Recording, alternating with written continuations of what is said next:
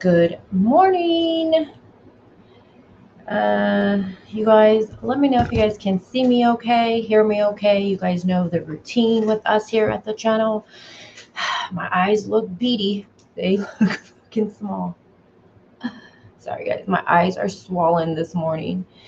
Hi, guys. How's everyone doing? So I started a little bit early today. I'm 10 minutes early.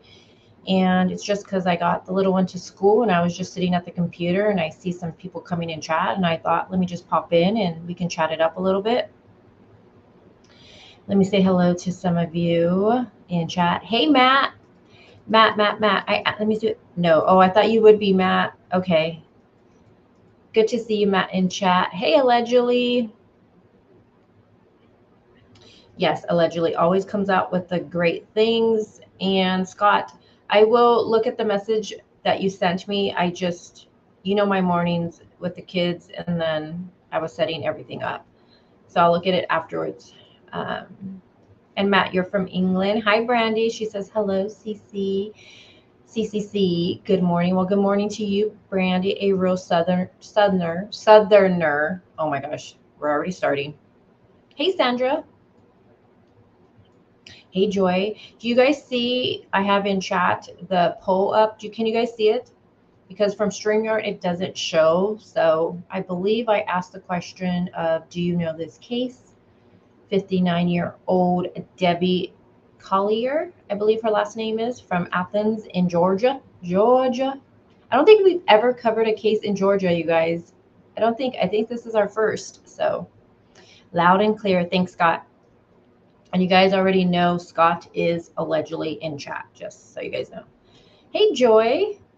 Thank you guys for that. Oh, well, thank you. Thank you for that compliment. I will take it today. I will take it. Hey, True Crime. True Crime, are you covering this case? Hi, Bella. How are you doing today? Hey, Mar. How are you doing today? This case is so intense. You guys, I feel like I need a whiteboard with this case. I have my notes. And just so you guys know, Scott knows this case really well. We've been both going through it since like a few days now, I think, Scott. So if anybody has questions and I can't see them because when I'm doing a lot of reading and going through things, it's hard for me to see every question and every comment. So Scott will be the one in chat who will be able to answer your guys' questions. He does know this case really well, and so does Carly. I don't think Carly's in chat yet. Delana, do you know this case? And I tried to get my other mods, Amanda and Sky, up to date with it, but I think Sky's working. Oh, we got someone new to the channel. Well, hello. Welcome. Thank you for being here. And where are you from? You guys know I'm born and raised in Southern California. I'm a sunny California girl at heart, but I did move to Arizona about 3 years ago. We're going on almost 4. And today it is sunny in Arizona. It's always sunny in Arizona. And it's 86 degrees today. But man, if you're from Arizona, let me know. It's freaking windy. We just put our Halloween stuff up. Oh, while we wait for people to come and chat, I have something to tell you guys. I think someone stole one of my Halloween decorations. If any of my neighbors are watching this and you stole my decorations, I will take it back. We have these huge spiders, right? And it's really windy here out in Arizona right now. So we have to nail the spiders down because they're going to fly away. So we went to Walmart to go buy the nails for the spiders, but we left them placed out where we wanted them in the yard. There's 2 big ones. I mean, they're like this big. Then we have little baby ones. So anyways, we go to Walmart, we go do what we do. Come back, one of my big spiders is missing. I literally went down the whole block looking for it because I thought, what if it like flew away? But then how far is a freaking huge spider gonna fly? It ain't that freaking windy. I mean, not that bad. One of my spiders is gone. Someone stole a spider. Someone ran off with a spider. Like, who does that? Hey, Jen. Hey, Kimberly. That's my story for you guys. Scott says he's been on it day and night since the news dropped. Yes. And with the newest surveillance video, you guys, for this case, I don't know. Hey, Anna. Hey, Queen. She says she hasn't heard about this case. Well, for the ones that don't know this case, we're going to go through everything today. So today we're going to go through the basics of the case. You guys know how I like to do things. I'm not one creator that goes live for hours and hours and hours. I feel like our brains could only comprehend so much information during a live stream. And for me, it's just too much to sit here that long. So I like to go over the basics with it. And then the next live stream we will go more into all the little details of everything. The arrest records, because there is arrest records here. There's drugs, past addictions, current addictions, all of that stuff. So we're going to go all into that in the next live stream. We'll touch base on it today, but for the most part, I kind of just want to go through the case because there's a lot with this case. It's crazy. Hey, True Crime Reactions with Jules of All Trades. And if you guys don't know, she does have a YouTube channel. And I actually love her snarkiness, and she just keeps it real on her channel. And I really do appreciate anybody who keeps it real. I think I watched one of your videos. You were drinking I think it was a Mike's Hard Lemonade. I think it was. And I was like, okay, girl. She's been covering the Kylie Ronnie case. Jules, will you be covering this case by any chance? It's a mindfuck. Just letting you know. You'll need a couple of those Mike's Hard Lemonade. I think it was a Mike's Hard Lemonade you were drinking. You guys want to drop her channel in the chat, mods? I appreciate it.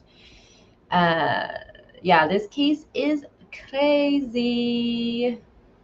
Crazy.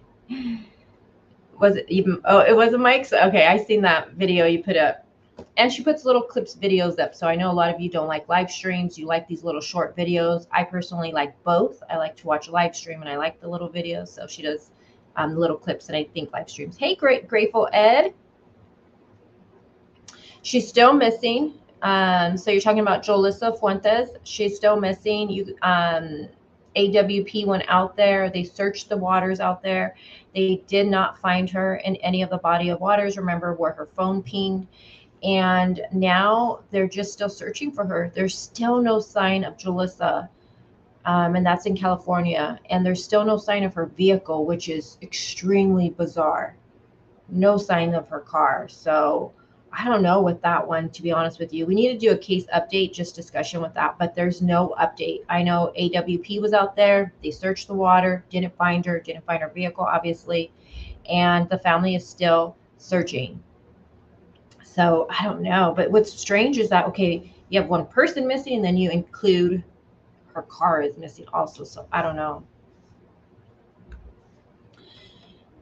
Hey, Mama Bear, how are you doing? All right, you guys. So I'm going to add a photo to the screen because I feel like we just need a photo for this case. I told you guys we need a whiteboard for this case, I feel like. So let me share my screen with you guys. All right. So I'm not going to look at chat right now, you guys, just for a bit while I just go into a couple of things.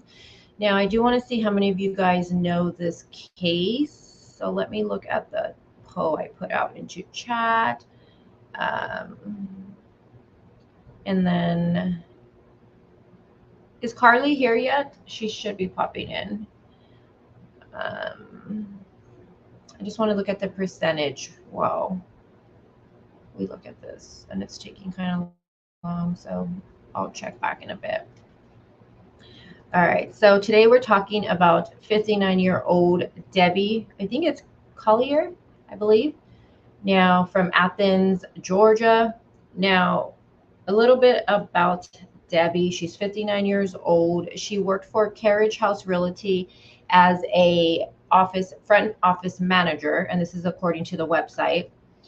Now, she shares Facebook with her husband, the Facebook account with her husband, Steve. And then they also, from what I've gathered, share their Venmo account also. Now, from her Facebook, it looks like she's a huge Georgia Bulldogs football fan. And then you can see on the screen, that will be her daughter, Amanda. I believe Amanda's in her 30s, like 36. And I have her on here because we're going to be talking a lot about her. If you know this case, you know why I'm saying that. Then we have her boyfriend, Andrew. Andrew and Amanda have a very, I would say, dysfunctional relationship, on again, off again. There's, addiction at play. There's, alleged abuse at play. It's not the best relationship, okay? And then, of course, you see Steve, who is Debbie's husband. He's also the stepdad. He is not Amanda's or the brother's dad. And then at the very bottom, that's Debbie's son. I just put son. I didn't put his name out there because I don't know. I know how people can get, and I just don't want no one to harass him. I personally feel really bad for the son. He seems, based off of his social media, he seems like he was really close to his family, his sister Amanda, and then also his mom. So I know he must be going through a really hard time. So my heart does break for him. Now, let me get caught up to chat. Hold on. Scott. Scott says this case has made me order beer for the first time. Oh my God, Scott, this case must have you going crazy. All right, I'm just going to catch up to my chat. Okay, there we go.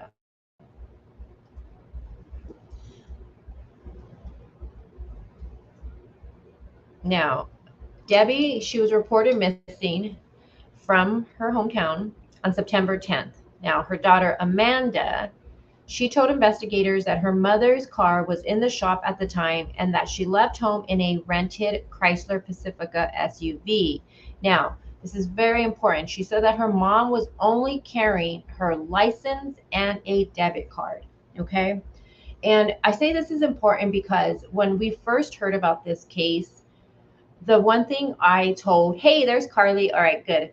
The first thing I told people with this case was, and I think I know for sure I told Amanda and Sky this, I was like, okay, a 90%, when a woman that age, 59 years old, is usually going to have a purse, and usually a bigger size purse. Okay. All my aunties, all my brother, all my boyfriend's aunties, like, they all, carry a purse, and it's not like a little tiny purse. It's usually a bigger purse. So I was really shocked that Debbie left for the day with only a debit card and her license. The question I had immediately, well, where is her cell phone? And then I was just like, okay, where was she going and why didn't she have a purse? Those were the things, but just keep in the back of your noggin that her daughter says she left with only carrying her license and debit card. Okay. Now I'm going to go through a quick timeline with you guys with this because you guys know I do like a timeline. So let me take that off the screen. Hey, Amanda, thank you for being here. And hey, crazy mama. All right, let me take all that off the screen. Okay. And then thank you guys all for being here and discussing this case with me. It is definitely one that I want to take my time explaining with you guys because, like I said, it's a little confusing, this one. So I found this article here by Fox 5, and I thought it was pretty good. So I'm going to scroll right on up, and then we'll get into it. All right. So again, this is Debbie.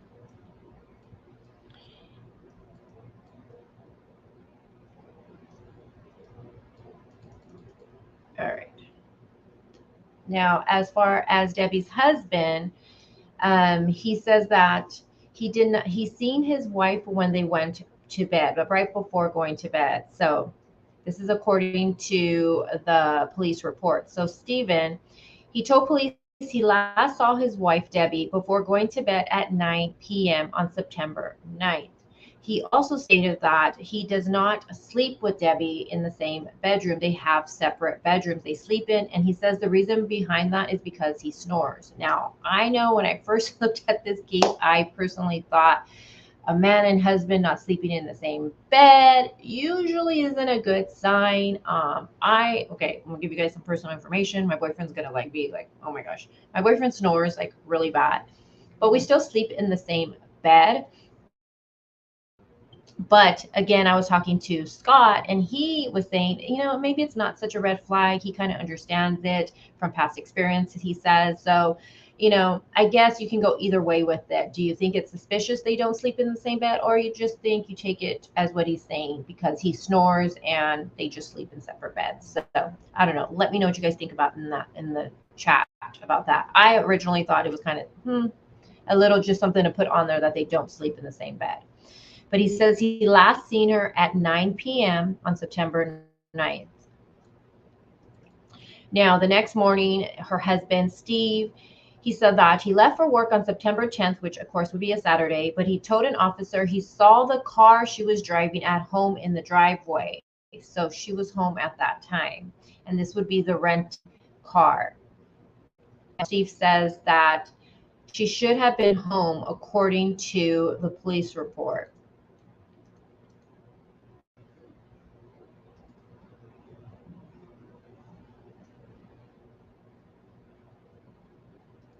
Upside Down, hello, good morning, welcome. He says, well, if it is true,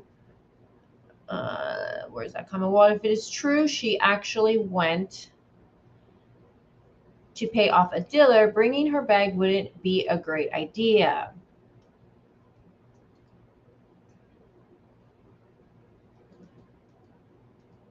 Hey, Dwayne. Maybe dude talks in his sleep. Snoring, Vicky says snoring drives me crazy. So maybe a lot of you think it's not such a red flag. Crazy Mama says, I knocked my hubby in the head when he won't stop snoring. Oh, I do that a couple of times too. I'll do a little shove if it's like keeping me too much up. Oh, well, Queen, I'm glad you're here with us. She says, I'm just happy I finally had a chance to be here and alive. I'm usually at work. I just can't. Well, I'm glad. Is today your day off? I'm glad you're able to make it. Anna D, so that is something that I have been looking for. Anything, she says, wonder if hubby had a side chick. That was the first thing I started looking at, because let's just be real. What kind of case are we talking about? A wife goes missing, and in the matter of what happened to her, I was like, okay, does husband have something to play at this? I haven't seen anything with the mistress whatsoever. And then another thing too, him and his wife share Facebook accounts, which is just usually interesting to me when a couple shares an account. I feel like, and maybe this is just, I don't know. But you guys let me know. When a husband and wife or girlfriend and boyfriend share an account, what's the reason behind that? What is the reasoning behind that? I don't know. I've seen from past experience with friends when they've had one of the persons cheating. Next thing I know, a joint account comes on Facebook. That's what I've seen before. So I don't know, but they do share a Facebook account and they do share their Venmo account together. Oh, crazy mama. I think 80% or a lot of people believe or suspect the daughter has something to do with it. That is something that a lot of people do. Hey, Melissa Jade in the house. She says lack of trust issues, jealousy, and control. Yeah, me neither, Scott. And I don't think Carly has seen anything either with any real signs of cheating from either of them so far.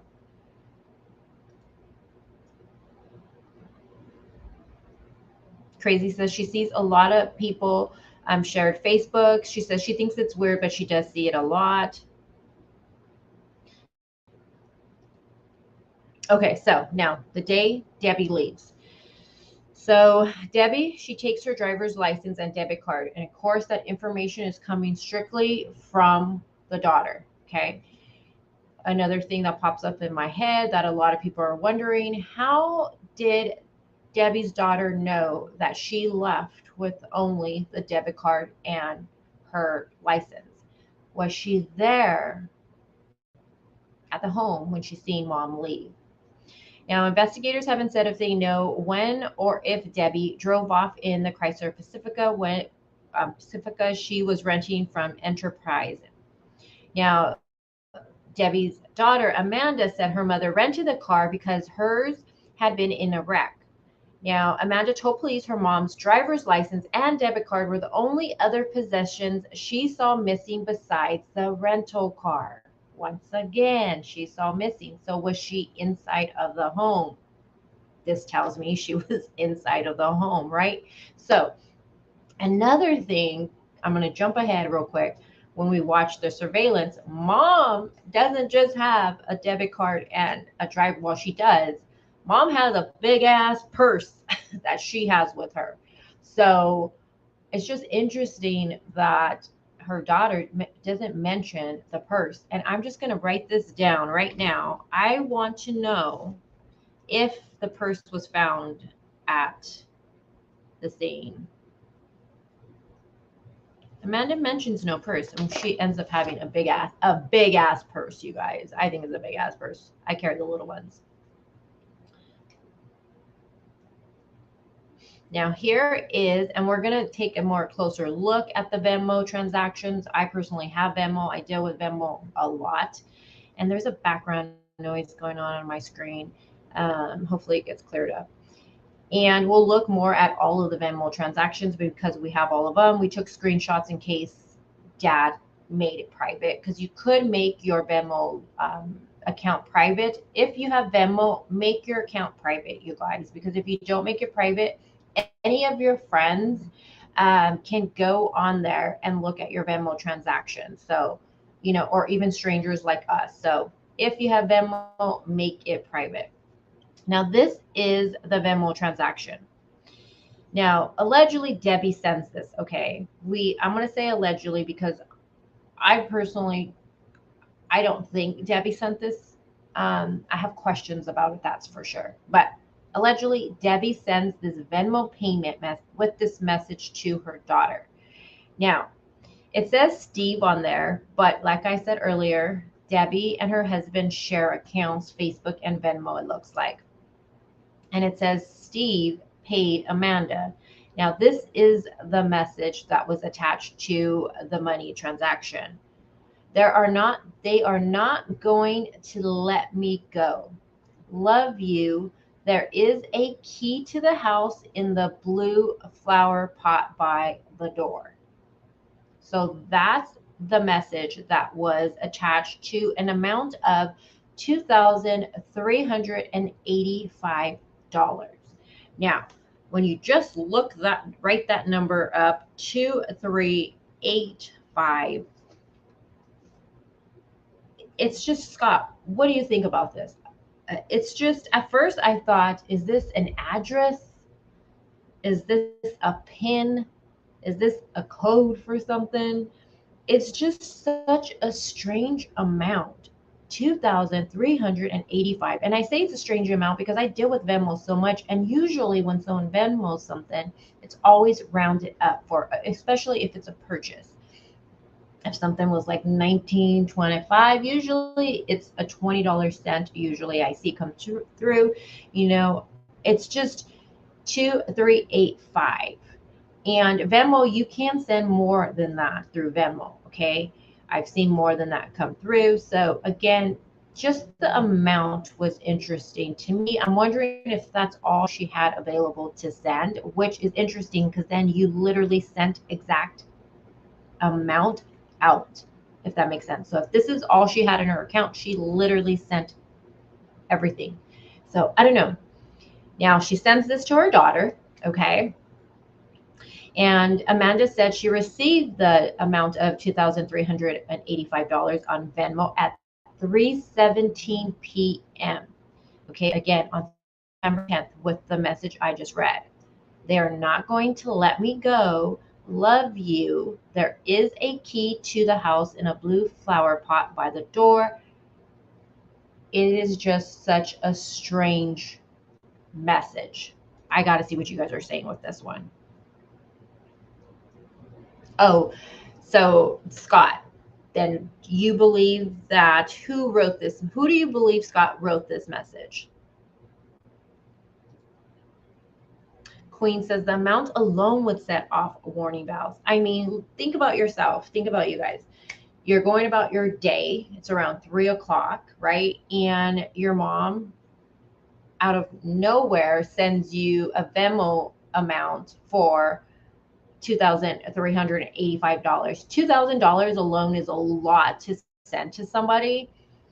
If my mom, well, I won't say my mom because we don't talk, but if my dad sent me out of nowhere where I hadn't spoken with him prior to this, I didn't know it was coming. If my pops send me this amount, I would be like, okay, whoa, is this meant for me? Was this supposed to go to me? I think you sent this to the wrong person, pops. But then the message alone is just bizarre. It just seems, to me, it seems staged in a way. Like it just doesn't make sense to me. Jewel says she doesn't believe the money was sent, the message or money was sent by her either. It's a distraction. I personally feel that because when you look closely at what's written for the message, let me take that off the screen so you guys can see it pretty good. Hold on. Okay. If let's talk about this. If Debbie went to go, if Debbie, let's say, was, let's go down the route. Let's just say, I don't believe this, but if she was kidnapped, let's say, right? She was kidnapped.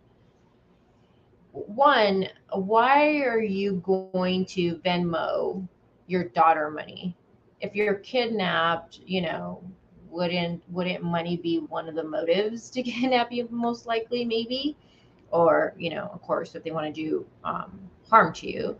But why send your daughter that amount? Also, if you know your life is in danger, wouldn't you be, if you have access to your phone, what would be the first thing you do? You would call, if you had access to your phone, 911. You would call police. So it's just strange that, one, her daughter's the only one who got this amount. The brother doesn't seem to have got any Venmo amount. No message from his mother that day saying, I love you. Please take care.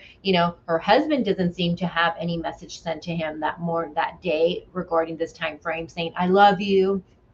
Take care. Only the daughter was sent this amount. So it makes me wonder if after looking at this and then just listening to everything we have, if this was, there's a key to the house in the blue flower pot by the door. Now, when I looked at the home that Debbie does live at, there is blue flower pots around her yard. Okay. And I'm wondering if mom does normally keep a key there and her daughter knows this. And if this is just kind of staged because she was inside of the home at that moment. And I say that because, one, Debbie, Amanda and her boyfriend had just moved to the area on that Thursday. So based off of the boyfriend's interview that he did. Now, he did this before we learned his identity, before media put out his identity. He originally did an interview. He wanted to remain anonymous, the boyfriend. He didn't want his name or be on camera whatsoever. And he had stated, I want to make sure I get this right. He had stated that they got there on a Thursday. Okay, so, which I just think is bizarre. So check this out. Amanda's boyfriend said that, okay, so first he is saying, he's kind of complaining in a way, I think. He's saying they really haven't told us anything. He's talking about law enforcement. He says they spoke to all of them. So Amanda, law enforcement spoke to Amanda. They spoke to the boyfriend. He says they spoke to the people who are the closest to her, Debbie, and are kind of looked as suspects. So he's saying, the boyfriend was saying early on that he felt like they were being looked as suspects from law enforcement. He said cops have been in possession. Now, he said cops have been in possession of Amanda's phone. So they have Amanda's phone, and they also took the boyfriend's phone too. I'm going to assume they also took dad's phone. He says, it's weird. I feel like the sheriff's department may have some leads but they won't tell us anything he says. Now, this is what I thought was interesting.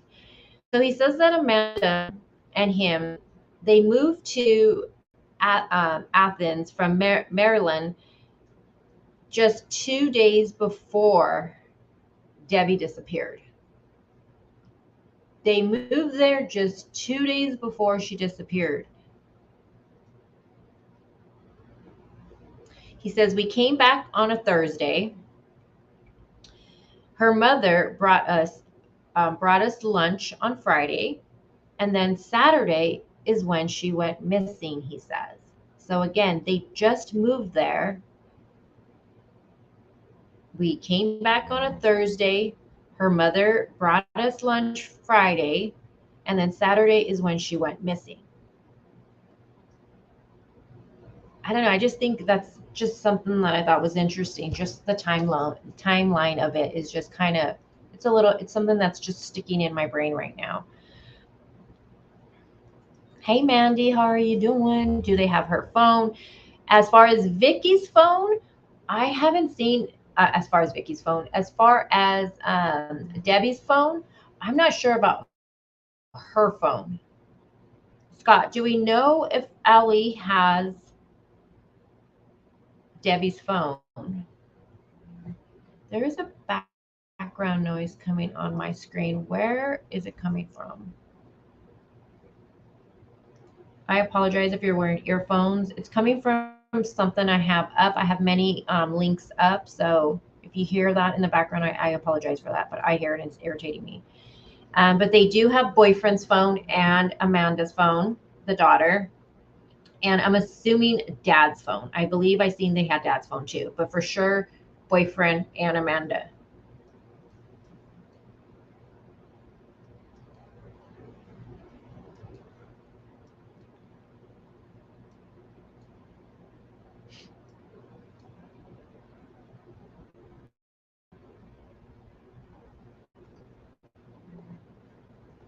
Queen says, I'm sorry, but I can't get past how this didn't get the daughter checking into it instantly, as suspicious as it is.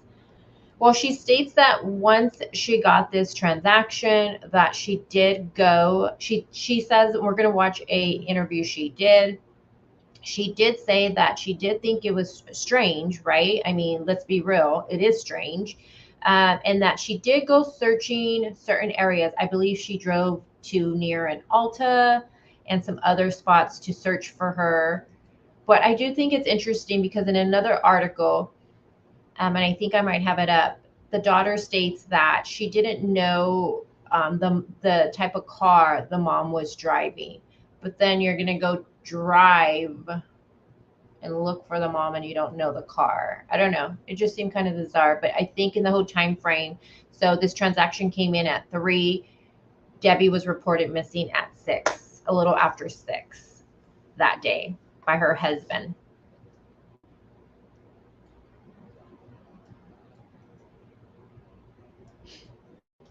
Hey, Terry.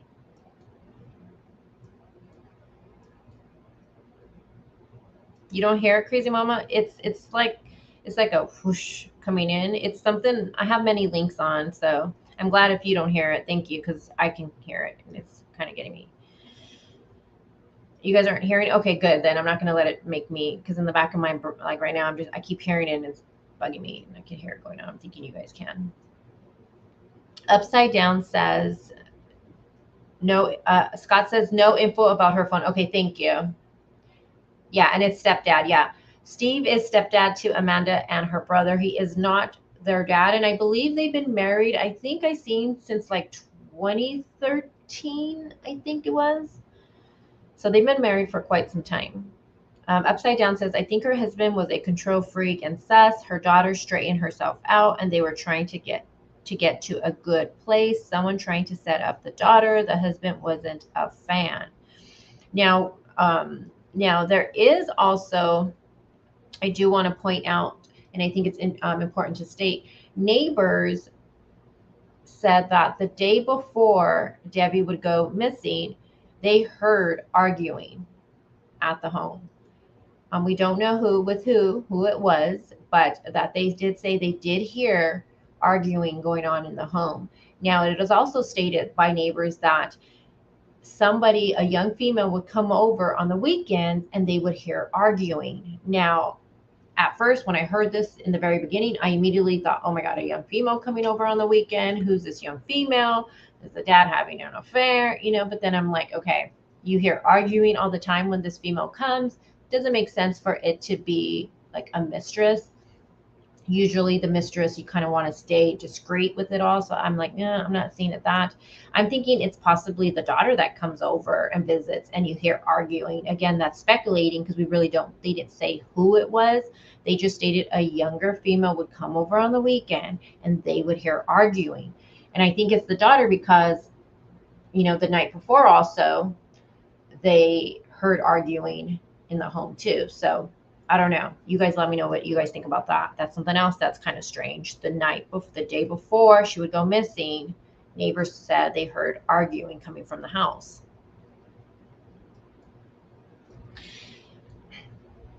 She ends up being found, Grateful Ed. Yes.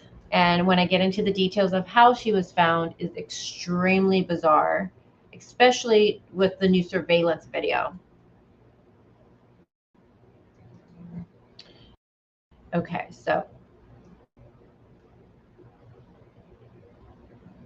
now Amanda says that she did try to call her mom, but of course her mom didn't answer. Now the Athens County Police Department, the missing police report, like I stated, was at 6:08 p.m. and her husband filed the report. So transaction for the Venmo was at 3:17 p.m. and then husband reports her missing at 6:08. Now Amanda and Steve, so daughter, not Steve's daughter, but stepdaughter, well, daughter. They gave police an account of events over approximately 27 hours before when she was last seen, the Venmo payment, and the missing Chrysler Pacifica. Now, they told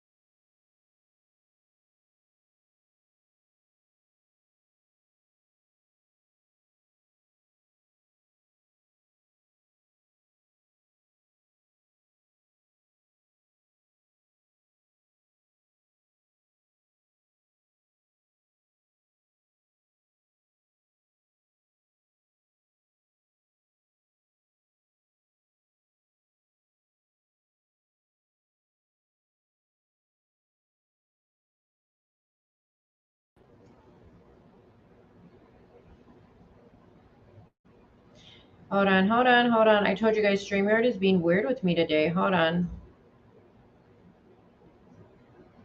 All right, hold on, guys.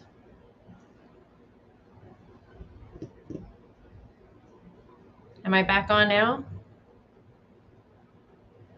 I'm good now. Okay.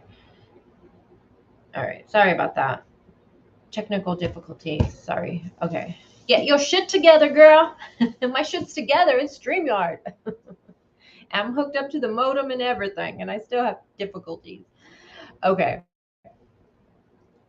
All right. So let me read this part again. So she was reported missing at 6:08 p.m.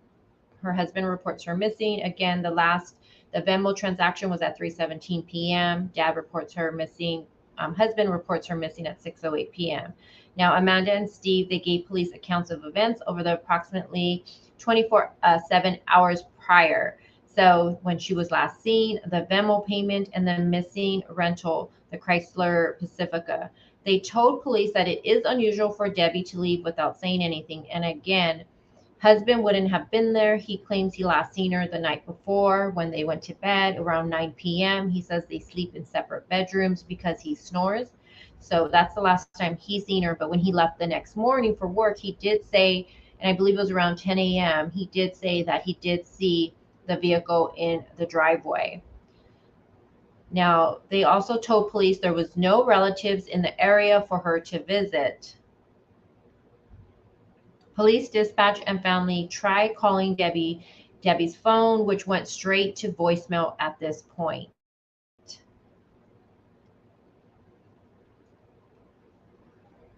So the officer logged Debbie into the Georgia Crime Information Center as missing, but her family didn't know the model, year, or tag number of the rental car.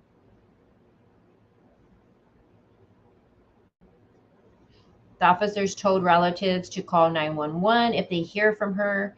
And then police also tried to ping her cell phone that night, according to Habersham County incident report.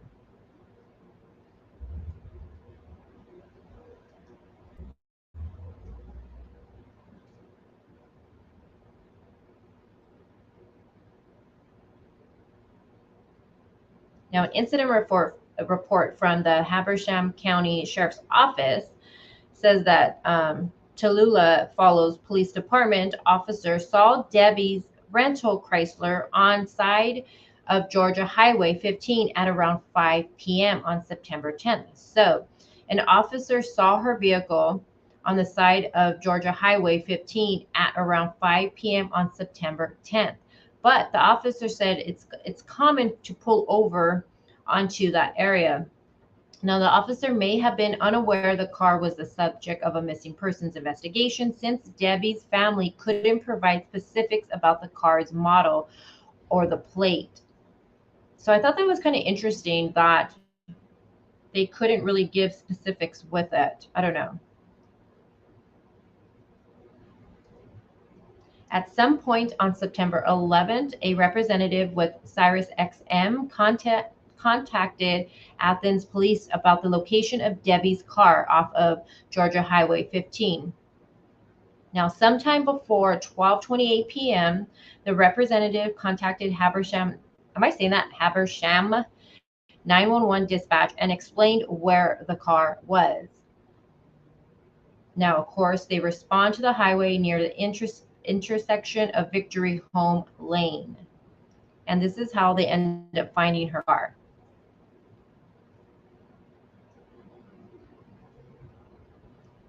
Now, the sergeant found Debbie's rental car in a pull-off to an old lodging road near the location provided by SiriusXM.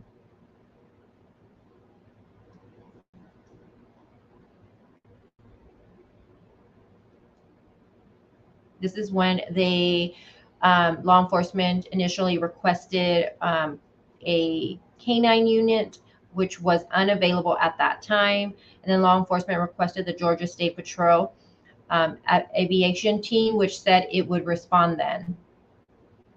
And this is when they bring in the canine to aid with the search. So they find her vehicle now, okay? And this is when they bring the canine unit in to help find her. Now, Debbie's daughter sees the rental car, which I need you guys to help me understand this part. So Scott and Carly, make sure you guys answer any questions for this next part. So again, remember, she didn't know what the car or anything looked like, right? So after law enforcement found the car, Amanda arrived. Now, police had told her the approximate location of the latest ping. So law enforcement contacted her, I guess, and told her where the car pinged, the phone pinged, and then here she goes. She shows up. Now, Amanda, she began screaming that the car belonged to her mother, according to the report.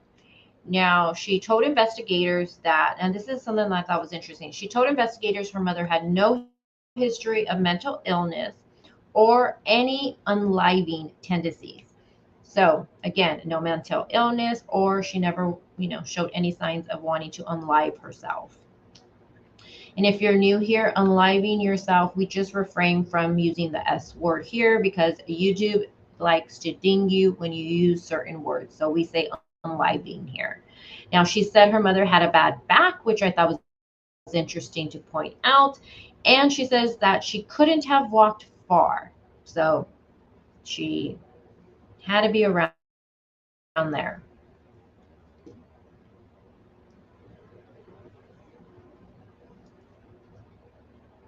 Now, law enforcement searched the area, and this is when an officer noticed a red tote bag laid on its side near an uprooted tree. So, a red tote bag laid on its side near an uprooted tree. Now, the officer would appear to be the remains of a fire near the root ball of the tree. The officer looked further down the embankment and saw a partially burnt blue in color tarp and a nude female laying on her back, grasping a small tree with her right hand. Now, I'm sorry if this is a little graphic for some of you guys, but the way she is found, it seems like if she was trying to maybe position herself or hold on to that tree. It's a really sad last image, and my heart breaks for her family and friends. Um, but again, she was found partially burnt. It was found partially a burnt blue in colored tarp, and a nude female laying on her back, grasping a small tree with her right hand. Now, the body was burned and charred on her abdomen, according to the report, which I don't know, that's just interesting. Let me see what you guys are saying about this. The way her body was found, I want to see what you guys say. Miss Ladybug says, I'm thinking a male did this to her, being semi naked.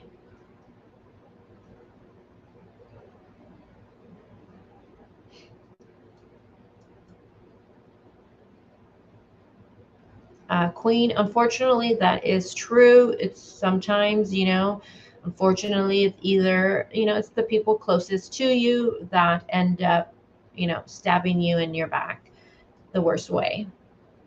That is very true.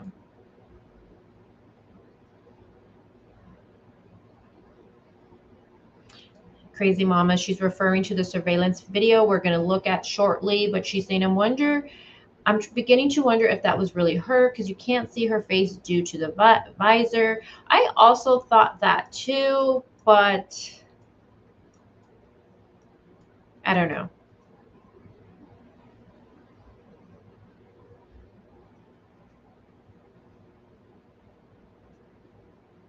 Scott.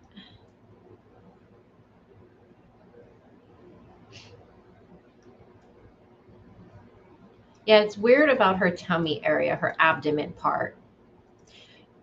No, Rosewood Thorne says, well, based off of what's stated, it seems like, and there is the actual reports out, police reports out there. We're not going to look at those today. We'll look at them next time. But it seems like, her body was burned and charred on her abdomen.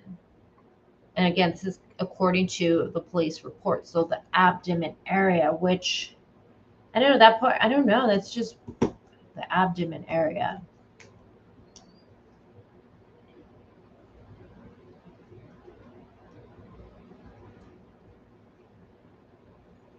Now at 3:06 p.m., law enforcement established a crime scene and started a log.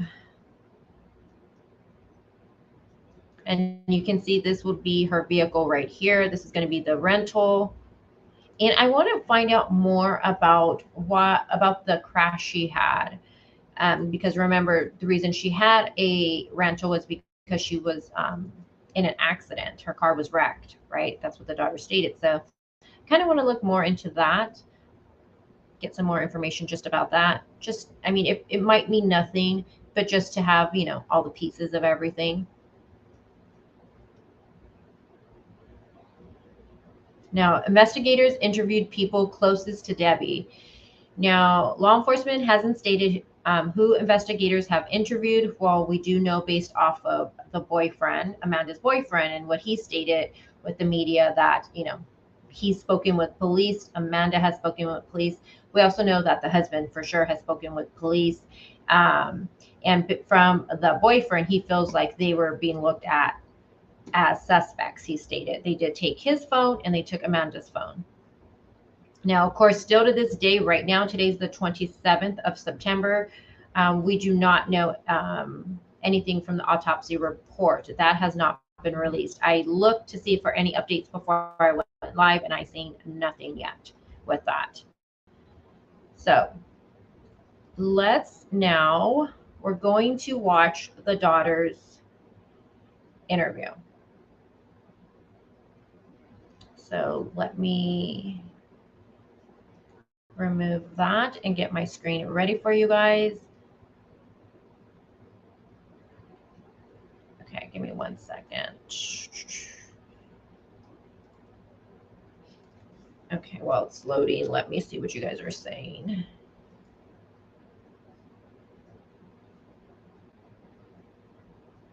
Hi, I call BS. She says she must have been alive if she could grasp a tree. Yes, yes. So that makes me good point, and that's something that me and Carly were talking about last night.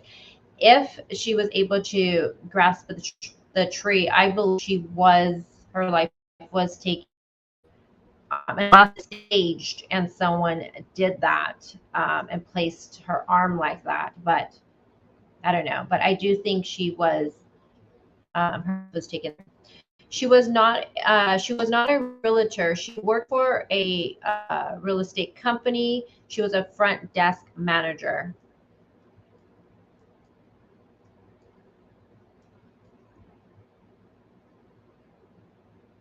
Correct, upside down. She was seen buying items used in her death. Who's to say it wasn't? Where'd your comment go? Hold on, you guys. Comment. Oh, oops. Hold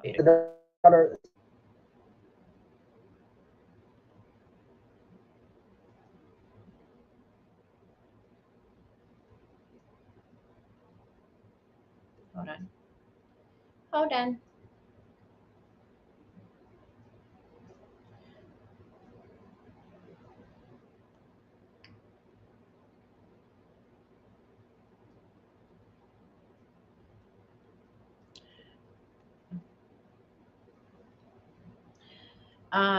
Scott, can you send me right now, if you can, while mine's loading, because it's really getting on my nerves that it's loading. Can you send me the daughter's interview?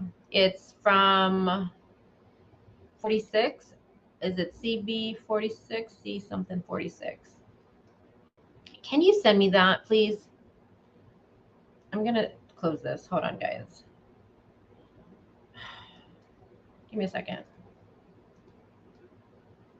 I can grab it again from my email, but can you just send me it if you have it on hand? I appreciate it.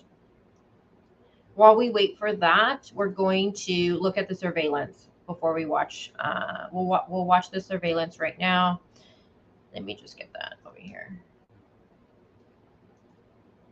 It's probably because I have so much shit up on my end. I have so many links, so thank you guys. All right, let's look at this one. So we're going to watch two. So it's all the same one, but let me. All right. Let me share my screen with you guys. And this is the only reason I love coming on here with you guys and talking cases. I love it because, you know, it's like we all meet here like with friends and we just talk about this stuff. But I hate the streaming aspect of it all. Like it's such a bitch and it always messes up on me. All right. Could have been a drug dealer. I call BS. All right. So this is the surveillance. I'm going to mute because it doesn't say much anyways.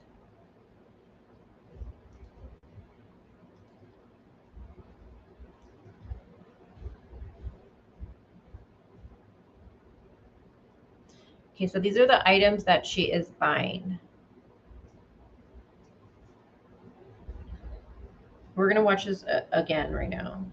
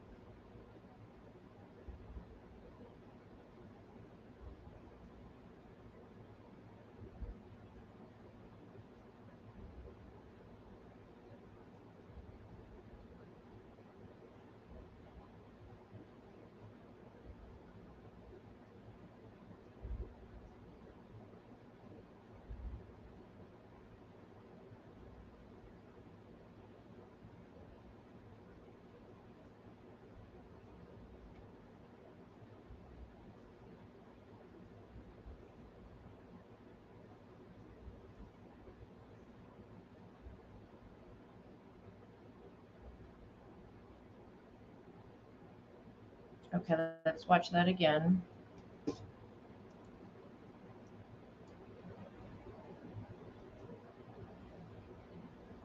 Okay, so she walks in. I want to just,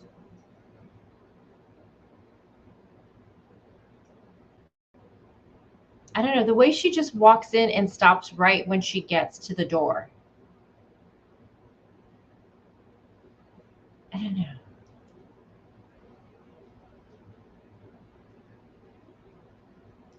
Okay, so some things people have pointed out. Okay, so one obviously is what? Do you guys see?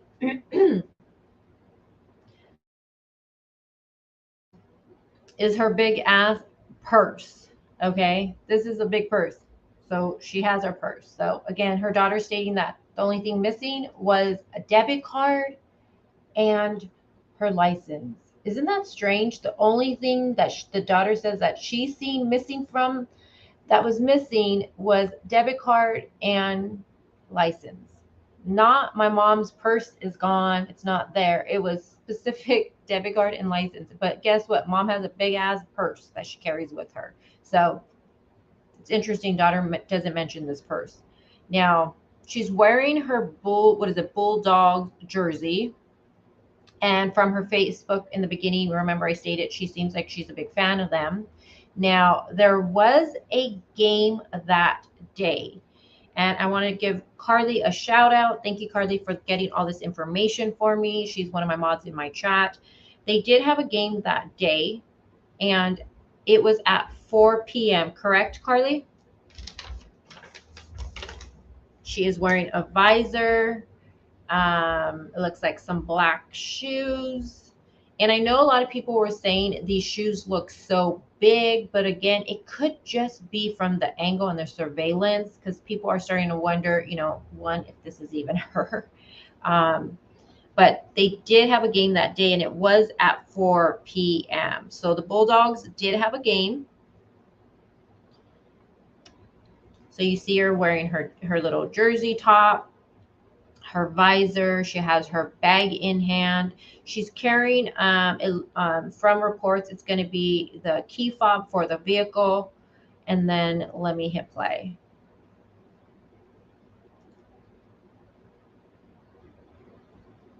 Joy says that she thinks it's her. I think this is her too. Yeah, the clerk said she was acting normal. Kat, that's a question that when a little while ago I brought up. I would like to know if her purse was found at the scene. That is something I am wondering about. Grateful Ed says maybe she went to a bar to watch the game, got hooked up with the wrong people, and that could be very well true. That would be a good question for dad, for husband. And did she go to the games? Would she go to the games? Would she go to the bars? Who would she watch these games with? X, Y, and Z. This is real footage. I didn't slow anything down. This is this is what the media has been putting out. So if it's been, I doubt they manipulated it, but I haven't touched anything. This is just regular speed.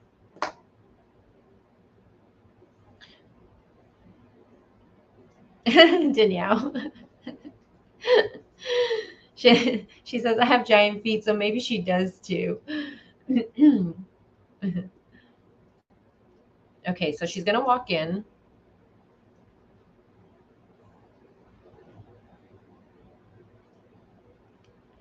Now she buys a red tote bag, a blue tarp, which I don't see the blue tarp, but it must be somewhere right there. Refillable torch lighter, a rain poncho, and paper towels. So you can see the paper towels right here. Now I do want to point out the red tote bag. It seems like it's one of those reusable bags that people buy when you go to, and this is the Dollar General, correct? Am I correct with that, guys? But you know how you can buy those reusable bags, and she does start placing all the items in there. So that's what that looks like to me, like one of those reusable bags. that people purchase, and you put your items in there instead of using like a plastic bag or something. But a red tote bag, which to me is the reusable bags that shoppers buy to put their items in, a blue tarp, refillable torch lighter, rain poncho, and a paper towel. And the clerk said she seemed like she didn't notice anything out of the ordinary. She acted, you know, there was nothing that stood out to her.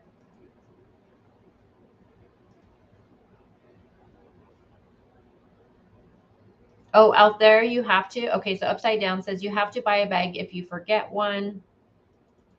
Well, right here, this looks like plastic bags to me. And I know people like to use the reusable bags. I never purchased them because one, I always just forget to take it with me. So I stopped buying those. Well, Matt, MB says, I wonder what the tote was used for. To me, it seems like she's just placing her items in the bag. And I think there's an interview with the clerk, and she describes that, the bag used is, the reusable bags that shoppers buy.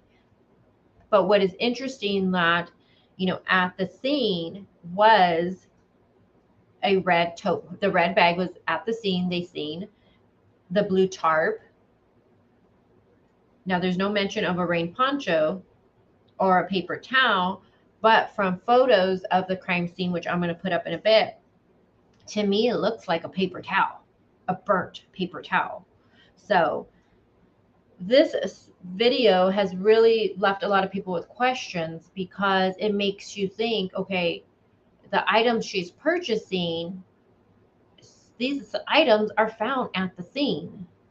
So it's like she purchased, some people are thinking she tried to unalive herself, which I do not, there's no ounce of me that thinks this woman tried to unalive herself. For one, I mean, is it possible? Yes, anything is possible, but I've never heard of someone trying to alive themselves by trying to torch their body, burn their body. I've never heard of anything like that.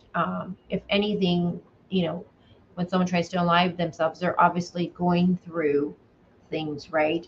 The last thing they want to do is add more physical pain to themselves by burning themselves to death. So I do not believe she tried to unalive herself at all.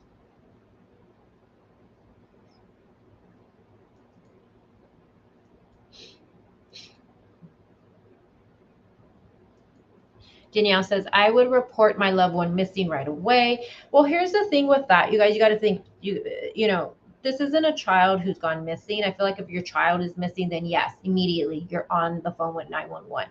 But again, she's 59 years old. She has her own vehicle. She's an adult. She goes and comes, I'm sure, as she pleases. And, if my mom, I'm going to refer to my dad better. If my dad, left for the day, and then I got this strange transaction with the Venmo and all that stuff, I would be very suspicious over it. Yes, I would. I would try contacting them. If I couldn't, I don't know if I would immediately go out and search for my dad, though, over it. I think I would try to get a hold of him, probably get a hold of my siblings, his wife, my stepmom. I would probably try to get a hold of her. I don't think I would go out physically driving and looking for my dad. I don't know. So them reporting her missing at 6 isn't the time frame in between, to me, isn't a red flag, to be honest with you. But again, maybe they knew her patterns more. Her husband, at least. I don't think the daughter did, since she wasn't always there. Like, they just moved out there, it seems like. So I don't know. Let me know what you guys think.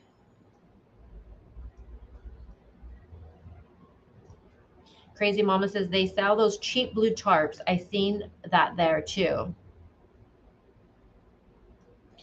No, you don't. I'm in the area. I'm from the area. Joy, no, you don't.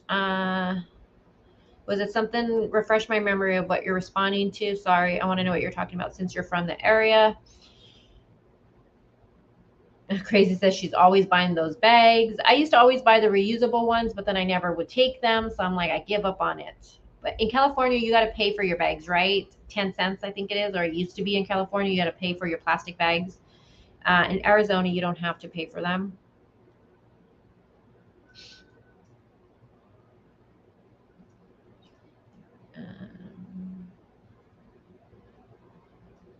Oh, okay, MB. Okay, so Crazy says, but if it's raining, if it's a rainy day and going to the game, I can see those items being bought. And you are very correct because this is something that me and Carly were, excuse me and Carly were also talking about was if, because the way she's dressed, she's wearing her jersey, her bulldog jersey, she's a huge fan of them. It seems like, she got her little visor on, she looks like she's ready to go to the game, in my opinion, the way she's dressed. Now again, if it was the poncho, kind of threw me off at first. I was like, a rain poncho, what the f, why are you buying a rain poncho?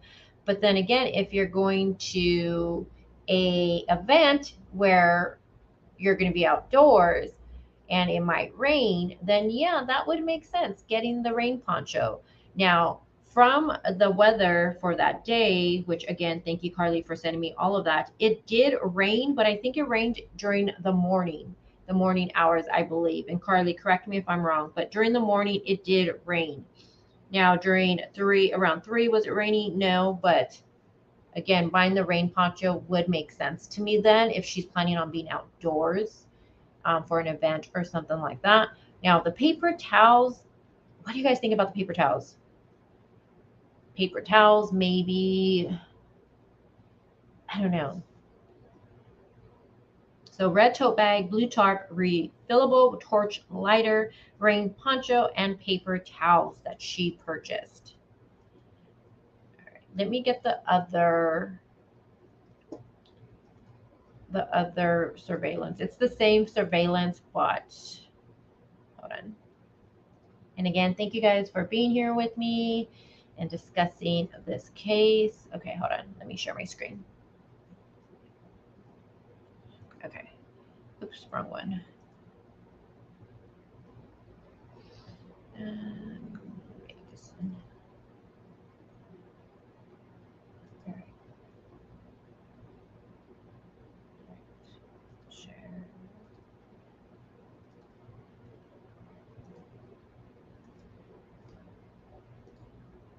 All right. What do you guys think of my background? The little Halloween. That's us. I'm getting ready for Halloween. Got my coffee. Where can I find the video of daughter's ex-boyfriend? Are you talking about the interview, Paula, that he did?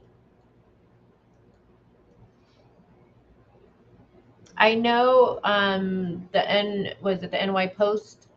They did the interview with him in the beginning where he wanted to remain anonymous.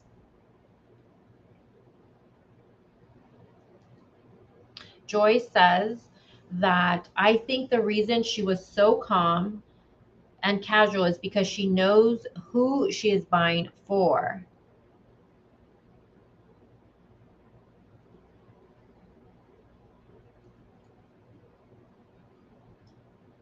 Yeah, Miss Ladybug, that's what I thought too. Her purchases looked like she was expecting to protect herself and something from the rain. Yeah, I agree.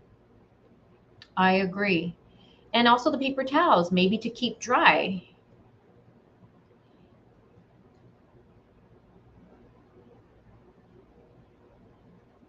Anna D says, I think she was told to pick up those items. Someone was hiding in the van. Now, law enforcement did state, I do want to make this clear, they did say that they believe she was alone when she got here.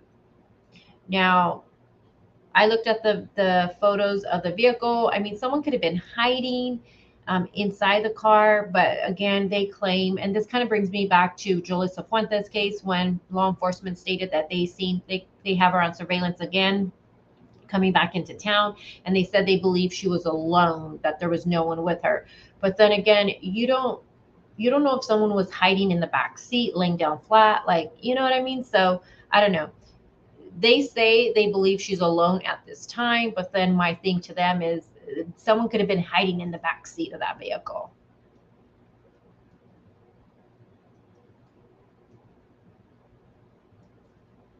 Kat says, and again, if she took anything, that would definitely come out in the autopsy report. So far, we've gotten nothing from law enforcement on that. And if Kat says it could have been that she took an overdose and sat by the fire waiting for it to take effect at some point. Okay, at some point stumbled into the fire, but the messages, missing phone, purse don't make sense. The thing though is, I don't know. It being on her abdomen is just, it's something that I don't know. There's something about that that's just sticking out to me. I can't put my finger on it, to have that on her, to be burnt on the abdomen. I mean, abdomen. Us women, what goes on with our abdomen? We carry children in our bellies. Like, I don't know. It's just interesting that it's on that. Maybe I'm thinking too much about it. I don't know, but it's something that's just sticking out to me. Sunny, hi Sunny, how you doing? She says, only thought I had was to make look like a, murder, and instead of unlive is for insurance money. And again, is there insurance money at play with this? I don't know. Something we're still waiting to see. And I do think law enforcement is looking into this stuff. I know a lot of people are really upset with law enforcement that they left, you know, like the blue gloves they used at the crime scene behind. They said it looks like they're already doing a sloppy job. And I'm just following up with chat. Crazy Mama. No, in Arizona, we don't have to pay for the bags. In California, we did. I'm not sure if it's still like that in California.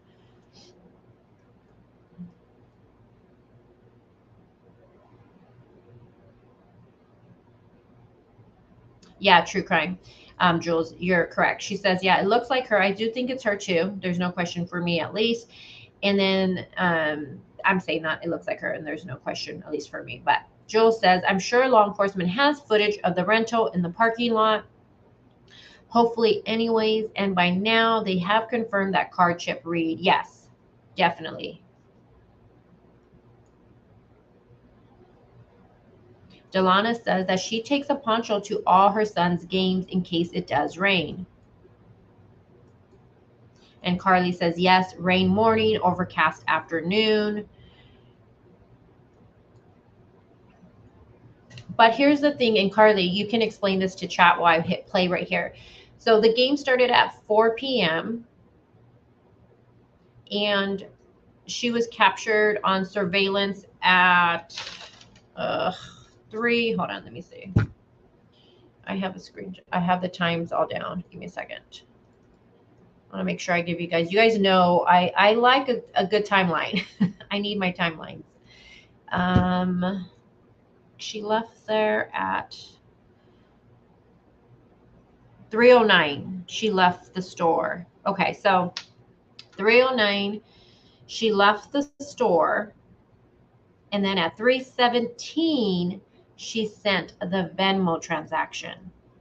So 3:09, she leaves the store and purchases these items, and then at 3:17, she sends the Venmo for $2,385 with that bizarre message. They're not going to let me go. Love you. There is a key to the house in the blue flower, to the house under the blue flower pot by the door.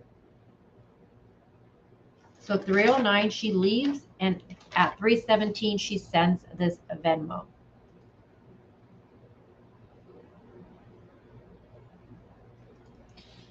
I call BS says, well, the lighter, it could be used for smoking drugs. Miss Ladybug. See, the tarp thing kind of throws me off. Delana, you go to a lot of games, football games for your son. What do you think about the tarp? See, the tarp thing kind of just throws me off a little bit. But Miss Ladybug says tarp maybe for sitting on the damp ground, which could be true, maybe. White bleachers. What do you mean, Sunny? If you're tailgating, maybe paper towels. Well, here's the thing, because this is, again, something I was talking to Carly about. If it is a tailgate, usually you're going to take some snacks and drinks, right? I don't see anything here of any of that. And if anything, you think she would grab some snacks from here, like some chips or something, because it'd be cheaper. Um, to me, it seems like she's purchasing items to stay dry, to me at least. The red tote bag, I don't take nothing of that. I just think that's something she purchased to put her items in. It's a reusable bag. So I'm not taking anything, like that's not nothing like important for me personally. Then she gets the blue tarp, refillable torch lighter, rain poncho, and paper towels. To me, these items just seem like she was trying to stay dry. She was going to be in an area that she possibly could get wet, and she was trying to stay dry. Delana says to wipe down the wet seats at the game because it did rain. Are you talking about the paper towels, love? I think. Did Debbie have dark roots in her hair?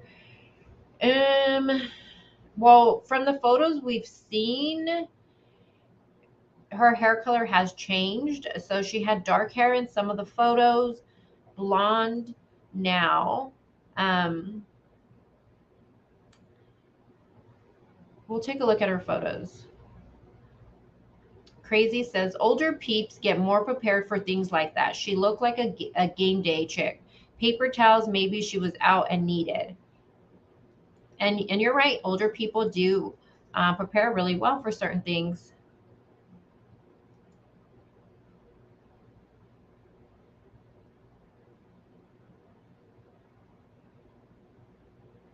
Oh, Family Dollar. Okay, thank you, Jules. So Family Dollar, the red store. Dollar General is yellow, I believe you're stating, right? Hi, H Doc says there's only 8 minutes in between this store visit and the strange message. That makes no sense to me at all. And I think once this surveillance came out, that's one of the things that a lot of people are trying to figure out is the time between the two.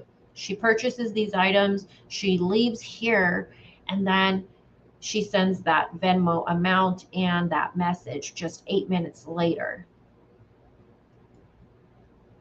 And Carly, from let's see, the from here to where she was found, let me see, what's that location?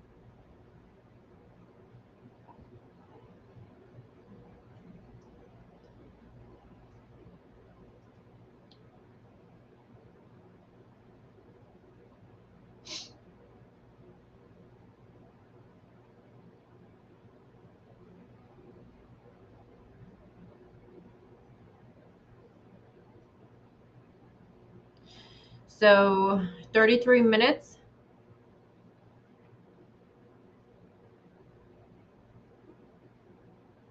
I believe 33 minutes.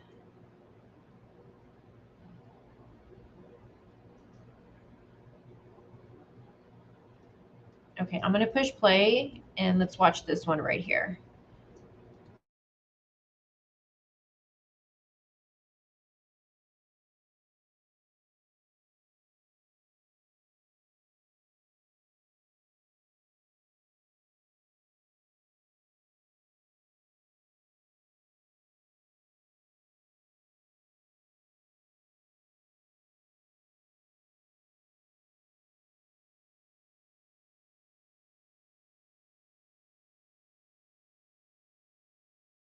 Video who was seen checking Collier out that police would find just hours later next to her burned naked body. Tonight, only on 11 Alive News, the clerk in that video. Brand new details tonight in the mysterious and gruesome death of Athens mom Debbie Collier. New surveillance video shows Collier buying the very items that police would find just hours later next to her burned naked body. Tonight, only on 11 Alive News, the clerk in that video who is seen checking Collier out reacts to the fact that she might be the last person to see her alive. 11 Alive's Cody Alcorn is live in the studio right now. So Cody, this video here just adds another layer of questions to this already puzzling case. No doubt, Ron, this video just adds to the complexity of this case. Debbie Collier's body was found on Sunday, September 11th. This video you're about to watch was captured 21 hours earlier, 13 miles north of the crime scene, showing Collier buying the items that ultimately led deputies to her body. On Saturday, September 10th at 2:55 p.m., the Habersham County Sheriff's Office confirms this is Debbie Collier, captured on video walking into the Family Dollar in Clayton, Georgia. She's wearing a red visor, a black purse across her chest, and appears to have her rental key fob in hand. The video jumps to Collier checking out. On the counter, a red tote bag. She then places a blue tarp, rain poncho, paper towels, and a refillable torch lighter on the counter. I do remember her. I remember checking her out, but I really don't remember like what we talked about. I talked to the clerk who checked out Collier. Esther Kreller told me over the phone the items Collier bought didn't set off any red flags. It's a common thing that people buy. We were going to put up the tarps like for the winter, but then my boss said no because people buy them year round. Oh yeah, the big bags. Yeah, people buy those a lot to put a bunch of stuff in, like reusable grocery bags. Kreller said Collier didn't act like anything was wrong. She didn't seem in distress. Knowing what she does today, Nothing looked suspicious or out of the ordinary. Nobody. I wish I would have went outside, around that time, see if anybody was with her. But who would have thought? Who would have thought 21 hours later, Collier's body would be found naked and burned along with that tarp and red tote bag 13 miles away. Habersham County says all the video they have from this Family Dollar and surrounding businesses show Collier was alone in the van when she stopped at the Family Dollar. But remember, the sheriff's office also confirmed Debbie Collier was. Details tonight in the mysterious and gruesome death of Athens mom Debbie Collier.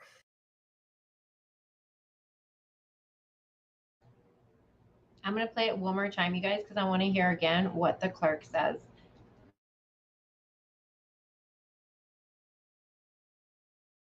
New surveillance video shows Collier buying the very items that police would find just hours later next to her burned naked body. Tonight, only on 11 Alive News, the clerk in that video who is seen checking Collier out reacts to the fact that she might be the last person to see her alive. 11 Alive's Cody Alcorn is live in the studio right now. So Cody, this video here just adds another layer of questions to this already puzzling case. No doubt, Ron, this video just adds to the complexity of this case. Debbie Collier's body was found on Sunday, September 11th. This video you're about to watch was captured 21 hours earlier, 13 miles north of the crime scene, showing Collier buying the items that ultimately led deputies to her body. On Saturday, September 10th at 2:55 p.m., the Habersham County Sheriff's Office confirms this is Debbie Collier, captured on video walking into the Family Dollar in Clayton, Georgia.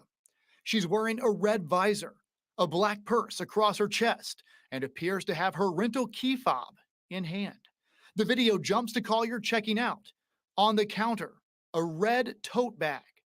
She then places a blue tarp, rain poncho, paper towels, and a refillable torch lighter on the counter. I do remember her. I remember checking her out, but I really don't remember like what we talked about. I talked to the clerk who checked out Collier. Esther Kreller told me over the phone the items Collier bought didn't set off any red flags. It's a common thing that people buy. We were going to put up the tarps like for the winter, but then my boss said no because people buy them year round. Oh yeah, the big bags. Yeah, people buy those a lot to put a bunch of stuff in, like reusable grocery bags. Cruller said Collier didn't act like anything was wrong. She didn't seem in distress. Knowing what she does today, Nothing looked suspicious or out of the ordinary.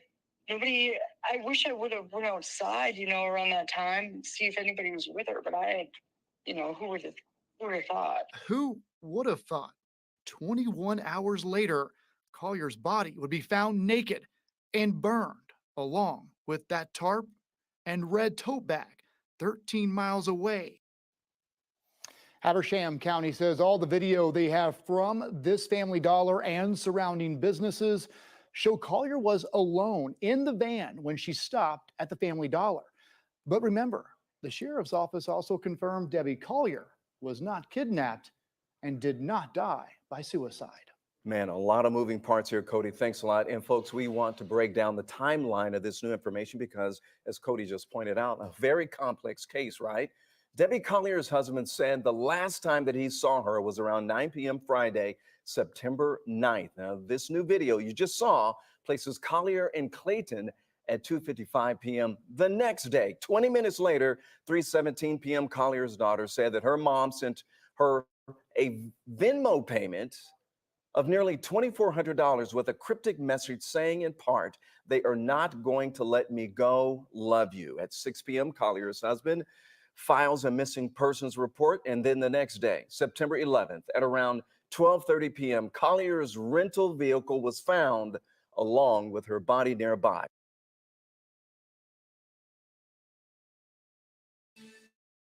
Brand new details tonight in the mysterious and p.m., Collier's rental vehicle was found along with her body nearby. Brand new details tonight in the part. They are not in persons report, and then the next day, September 11th. Oh my God, it kept fighting with me. Okay, thank you, Scott. I'll go on there right now and look at it. All right, so again, the red bag, like the clerk stated, it's something that people purchased as, to put their items in, nothing major. And she says she didn't notice anything that stood out, nothing out of the ordinary. Now, the blue tarp, she says that people buy them all year round. And then again, law enforcement stated that they don't believe anybody was with Debbie during this time. So it just leaves you more with questions, I feel like. Hey, that Ellen.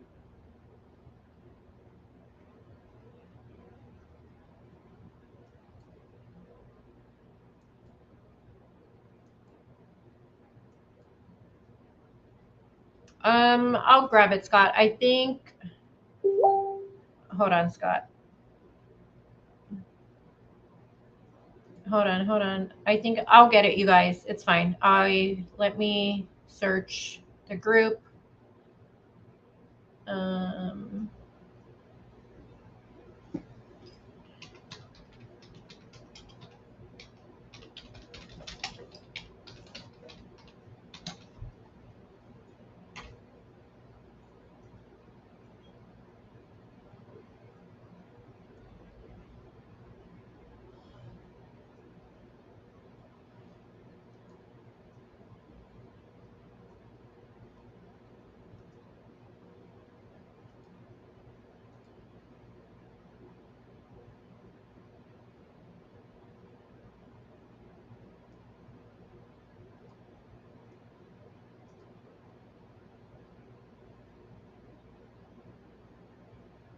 So just the timeline alone. So September 9th, Debbie's husband last sees her. September 10th, 2:55 p.m., Debbie seen in Clayton at a store. We know she leaves there. Okay, I got the interview. Hold on. At 3:09 p.m. Then at 3:17 p.m., Debbie's daughter gets the Venmo message and that amount of $2,385. Yeah, as you can. Okay. And then September 10th at I believe it was like 6:08 p.m. to be exact.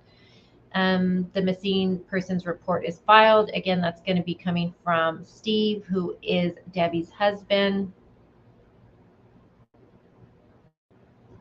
And then around 12:30 p.m., Collier's rental vehicle was found along with her body nearby. Okay. All right. Let's watch the daughter's interview.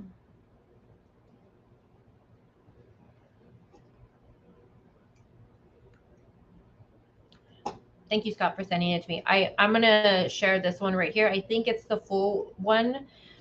Well, it's never the full one when it comes from mainstream media. I think it's...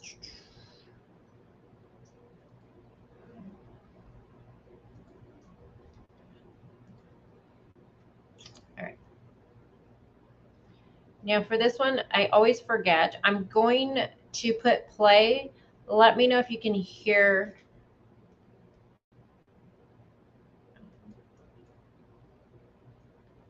the sound okay.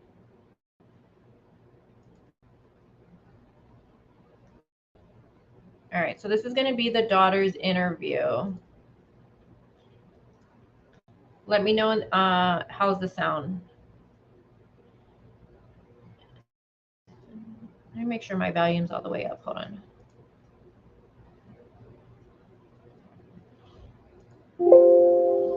Okay.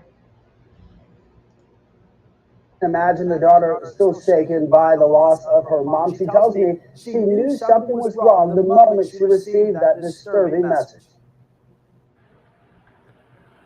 More than a week after authorities pinged Debbie Collier's car near a wooded area just south of Tallulah Falls in Habersham County, investigators continue to search for the person who killed the 59-year-old mother of two. My mom was my everything. Somebody took my whole world from me. Debbie's daughter, Amanda, and her stepfather, Stephen, reported her mother missing on the evening of September 10th. Stephen said he'd seen his wife the night before and that her rental was still in the driveway when he left for work that morning. I started going to all the different places that I thought she would go, like Walmart, Ulta. I mean, I drove around for at least 2 hours. At 3:17 that afternoon, Amanda told police she received $2,385 from her mom via Venmo. The money transfer included a message that said, quote, "They're not going to let me go. Love you. There is a key to the house in the blue flower pot by the door." An immediate hysterical. I'd never been through this before. When authorities located Debbie's car, they found a red tote bag down an embankment, a partially burnt tarp, and Debbie's clothesless body. She was a beautiful, kind, giving woman. And she didn't deserve any of this. Amanda says the last time she saw her mom was Friday night. They ate dinner, ran some errands, and went home separately. She had this message for her mother's killer. I just want them to rot in hell. I do, sir.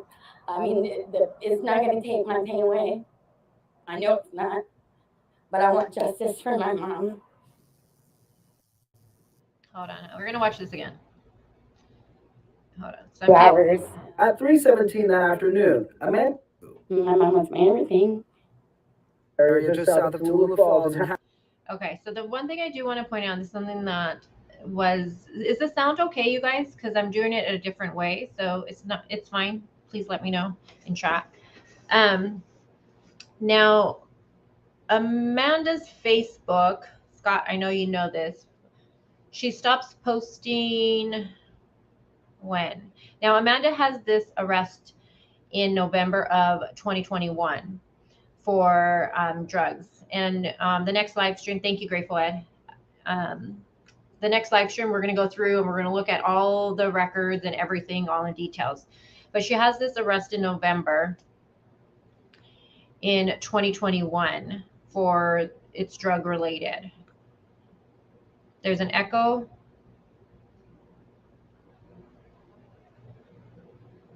Were you guys able to hear her interview okay, though? That's what I want to just make sure you guys can hear it okay.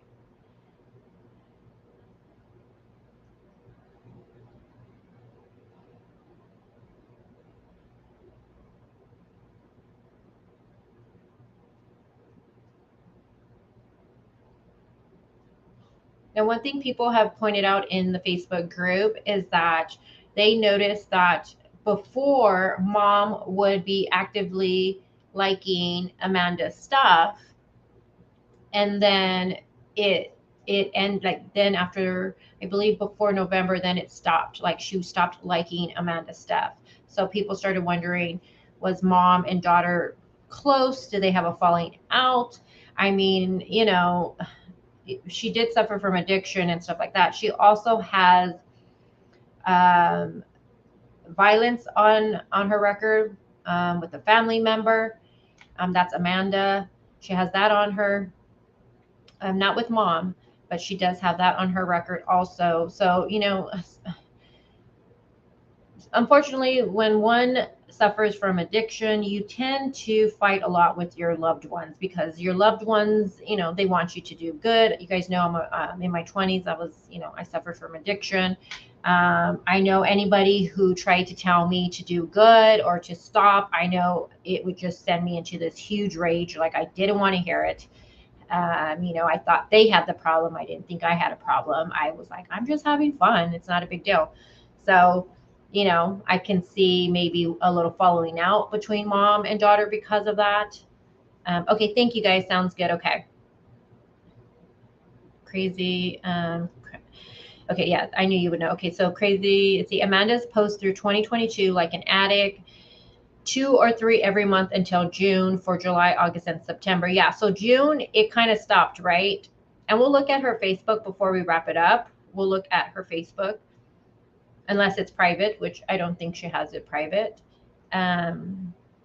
You can tell on Amanda's post, I think so too, and I agree with you, Scott. You can tell she's going through things in her life just based off of posts she has. Yeah, I don't know. I didn't even see a teardrop coming down. I just realized that watching this with you guys. I don't even see a tear.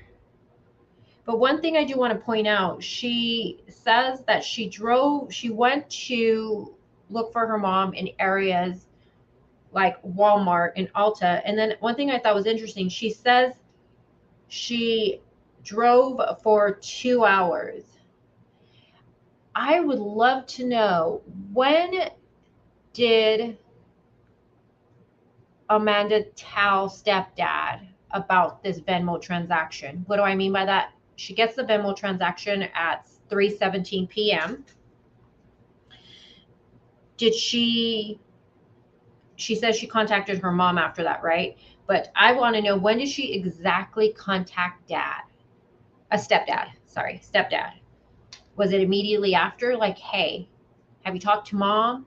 I just got this huge amount in a Venmo transaction with this strange message, or did she go look for her for 2 hours and then proceeded to call stepdad? Like, hey, I got this Venmo and this message. I looked for mom. I can't find her. Like, I want to know, when did she exactly contact stepdad? Also, I would like to know, did she call her brother? Because it seems like her and her brother are pretty close from Facebook. At least, I know you can't really tell from social media stuff, but it does seem like they are close based off both brother and Amanda's post on their Facebook account.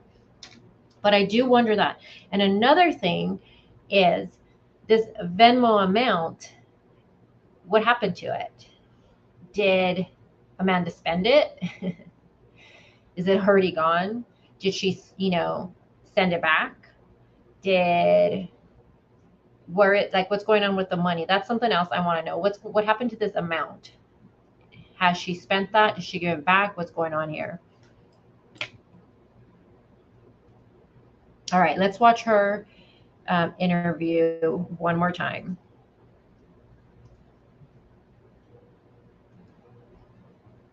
Habersham County, investigators continue to search for the person who killed the 59-year-old mother of two. My mom was my everything.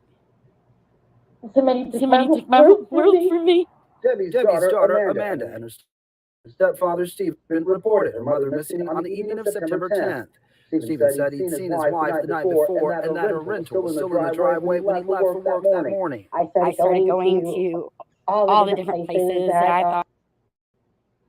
All right. I'm just going to say this. When you've been crying and you're worried about a loved one, us females, I feel like, we tend to wear that. Like you can tell we've been crying, even if it's the night before. Our eyes are red, our eyes are swollen. I don't see any redness in her eyes, and I know people are going to come for me in the chat on the replay. They're going to be like, you can't judge, and I already know they are. I'm giving my opinion. I don't see like she's been crying or even worried.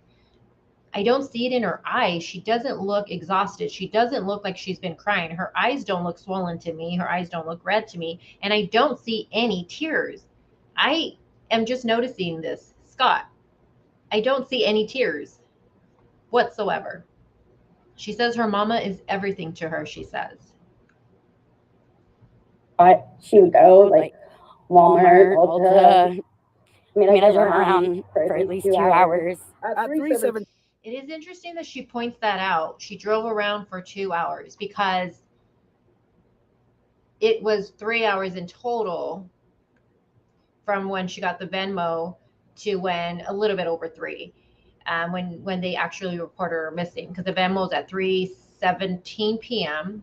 She gets it, and then the missing report from Steve, her husband, was at 6:08, I believe it was. We'll just say 6 p.m. So it's interesting. She's pushing 2 hours in there. 2 hours. A lot could happen in 2 hours.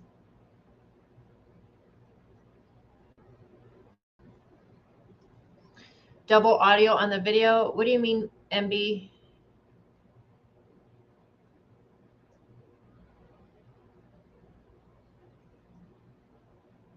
The cop should just give her an interview and be like, are you willing to take a lie detector test? Well, based from what the boyfriend stated, they've been interrogated, he says. He used that word, interrogated. He says that they questioned her, they questioned him, they took his phone, and they took her phone. They also did a search warrant. There is an echo. Okay, let me mute it when I play it again, and then you guys let me know how's it coming across. They got a search warrant for the home that Amanda and her boyfriend live at. So they've also searched her home. All right, let me try it again. Hold on. We'll do it this way then, you guys.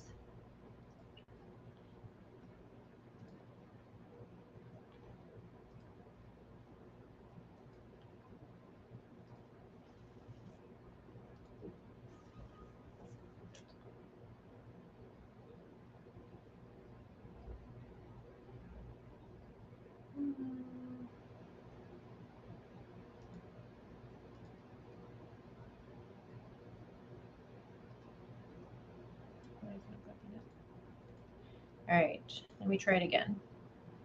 I'm going to mute it, and then you just let me know if you guys can hear it okay without the echo. All right, I'm going to hit play. Let me take that off the screen.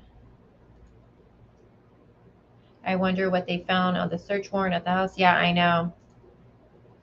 All right, I think my chats are echoing. Everyone keeps saying it. Well, some people say it sounds fine. Other people say echo. So I'm just going to try it one more time this way. And then you guys just tell me.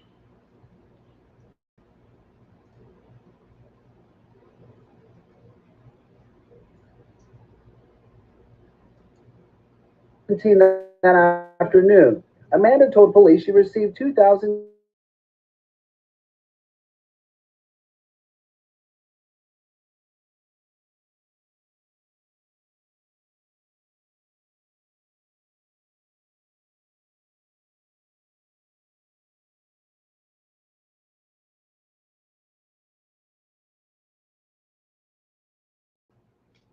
How's sound now?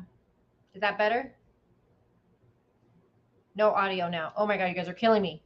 Rose just said it's better. Carly says there's no sound. You guys.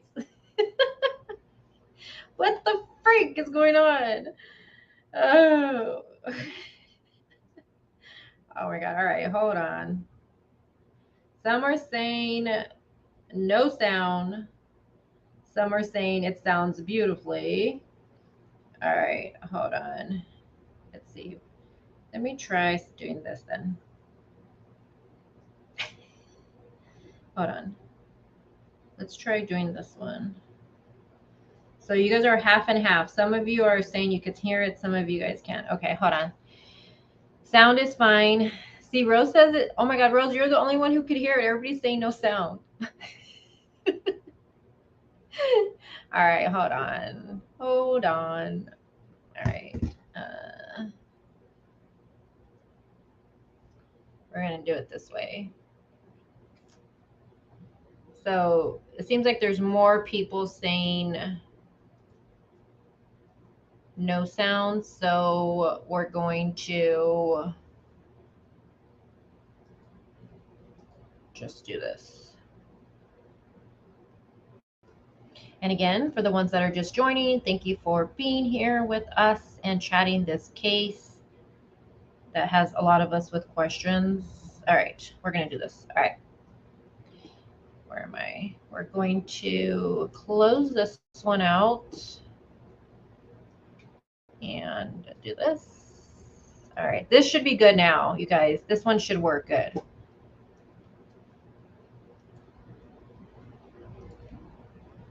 Oops.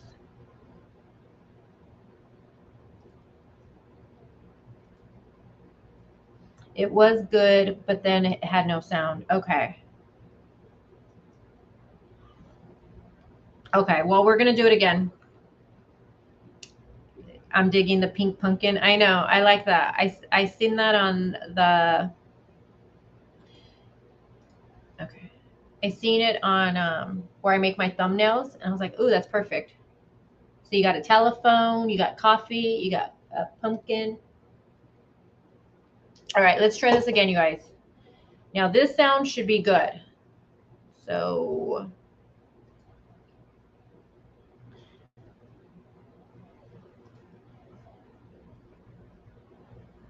all right, let's try this once again. Take 3. Well, for today's stream, this is like take 10. Jesus Christ.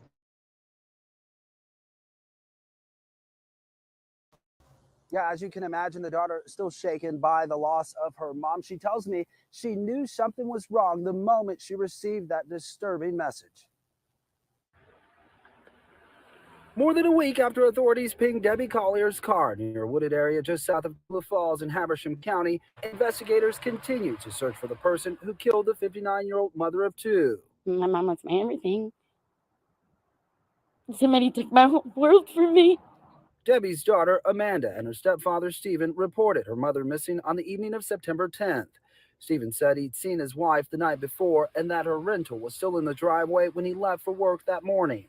I started going to all the different places that I thought she would go, like Walmart, Ulta. I mean, I drove around for at least 2 hours. At 3:17 that afternoon, Amanda told police she received $2,385 from her mom via Venmo. The money transfer included a message that said, quote, "They're not going to let me go. Love you. There is a key to the house in the blue flower pot by the door." Immediate hysterical. I've never been through this before. When authorities located Debbie's car, they found Immediate hysterical. I'm assuming she's referring to when she arrived at the scene, not when she got that Venmo transaction. And that's one thing I hate about mainstream media when they do these interviews. That's why I personally love when a YouTuber gets their hands on a family member or a friend or somebody close to a case, because 9 out of 10, the YouTuber is going to just put the whole thing out. There's no chopping it up. With media, they chop it up. So I'm just assuming when she's saying that, you know, she was immediate hysteria, it's probably when she arrived at the scene, not when she got that Venmo transaction. Because yes, it's alarming, the transaction, but I mean, I wouldn't go into extreme panic mode. You know what I mean? So I wish we knew what was said before that comment. found a red tote bag down an embankment, a partially burnt tarp, and Debbie's clothless body. She was a beautiful, kind, giving woman. And she didn't deserve any of this. Amanda says the last time she saw her mom was Friday night. They ate dinner, ran some errands, and went home separately. She had this message for her mother's killer. I just want them to rot in hell. I do, sir. I mean, it's not going to take my pain away. I know it's not, but I want justice for my mom. On an embankment, a partially burnt tarp, and Debbie's clothless body. She was a beautiful, kind, giving woman, and she didn't deserve any of this. Amanda says the last time she saw her mom was Friday night. They ate. We need a body analyst to really look at this with her.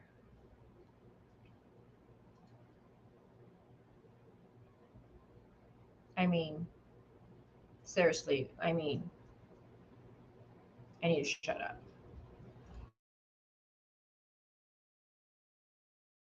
Amanda says the last time she saw her mom was Friday night. They ate dinner, ran some errands, and went home separately.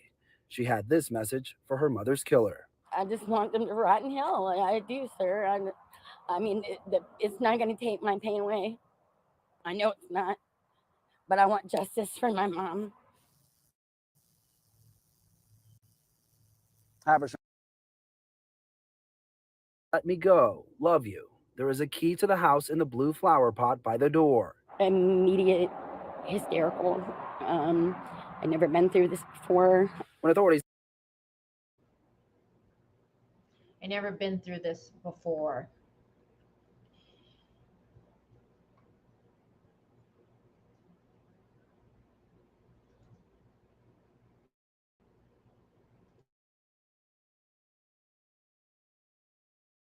There is a key to the house in the blue flower pot by the door. Immediate hysterical.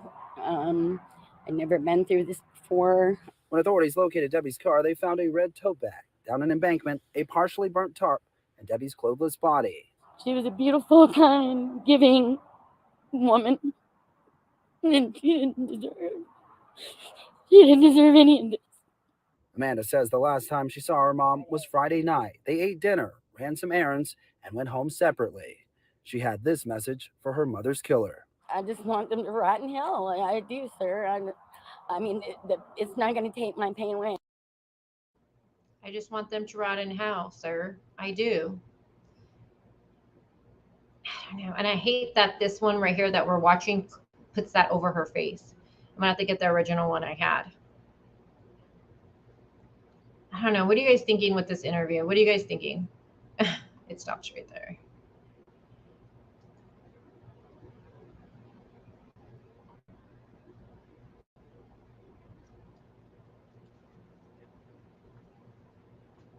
I mean, I'm trying my hardest not to be like too harsh. Never been through what? Yeah, never been through it. Having your mom allegedly. I hope not. Seems that she is looking to her left, telling the truth, and her right when lying. Major eye blocking at the end. I mean, this part right here, and again, this is a chopped up interview, which I hate when we get interviews from media.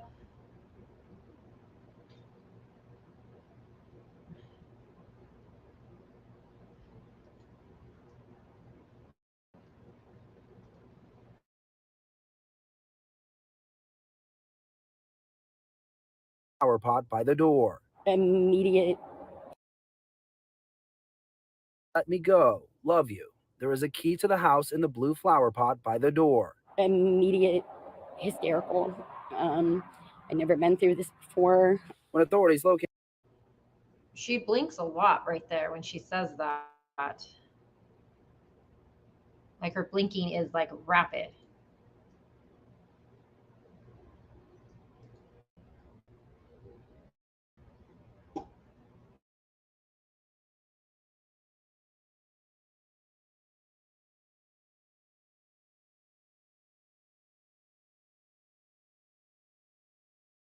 That said, quote, they're not going to let me go. Love you. There is a key to the house in the blue flower pot by the door. Immediate hysterical. I've never been through this before. When authorities located Debbie's car, they found a red tote bag, down an embankment, a partially burnt tarp, and Debbie's clothless body. She was a beautiful, kind, giving woman, and she didn't deserve any of this. Amanda says the last time she saw her mom was Friday night. They ate dinner, ran some errands, and went home separately. She had this message for her mother's killer. I just want them to rot in hell. I do, sir. I mean, it's not going to take my pain away. I know it's not, but I want justice for my mom. Habersham. His face when it ends, he's like, Sorry, Linda says, I'm trying to soak this in right now. My mind is just, again, we don't know if the daughter had anything to do with what. I want to make this very clear. This video is for entertainment purposes only. And again, this is just speculating we're doing, and it is our opinions. This is just strictly our opinion. But a fact we do have with this case is there was a search warrant done on the daughter's and her boyfriend's home that they lived together in. And then daughter's cell phone and boyfriend's cell phone were taken in by police. Also, I'm assuming husband's phone has also been taken. I'm assuming that. Do we know for a fact, Scott, that law enforcement took stepdad's husband's cell phone? Linda said if she did this to herself, unliving, why strip nude if someone did it? There had to be two involved. Someone had to drive the getaway car because he wouldn't be on foot. In the next live, I don't have it here, and I got to go back and look at my emails because I sent it to myself. There was what was it? He was a professional. I forgot what he did, but he talks about and he gives his theory of what he thinks with this case. He believes that there was two people here that did this to Debbie, in his professional opinion. But he believes that it could be like sexually motivated also because she's partially nude and all of that stuff. To me, it kind of seems staged in a way, but we'll look at that next time when we go live with this. But you make a good point. You're going to unlive yourself, and and she's 59 years old. Would you want to be found like that, nude? You know what I mean? It doesn't make sense. And I agree. There had to be two involved. Someone had to drive the getaway car because he wouldn't be on foot, or they wouldn't be on foot.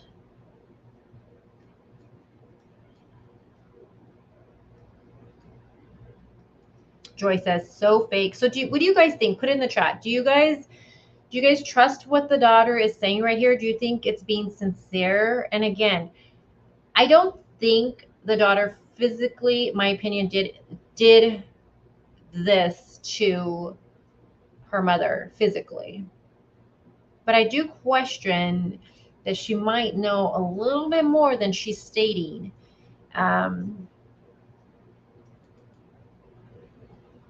And I noticed that too when she covers her face like that. I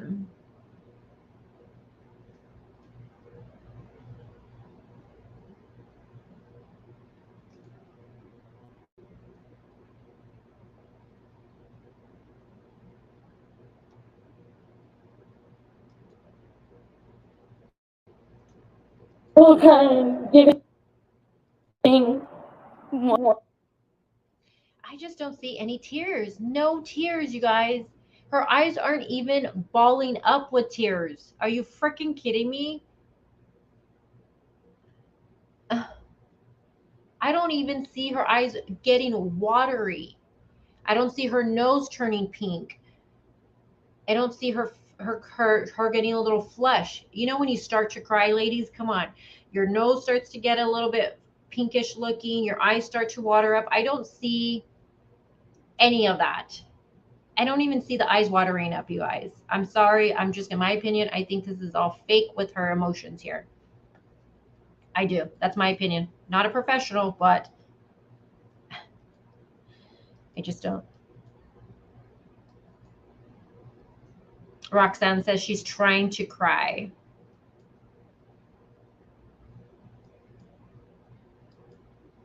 Rose said, it's so weird. She's being fake, sad, but fake.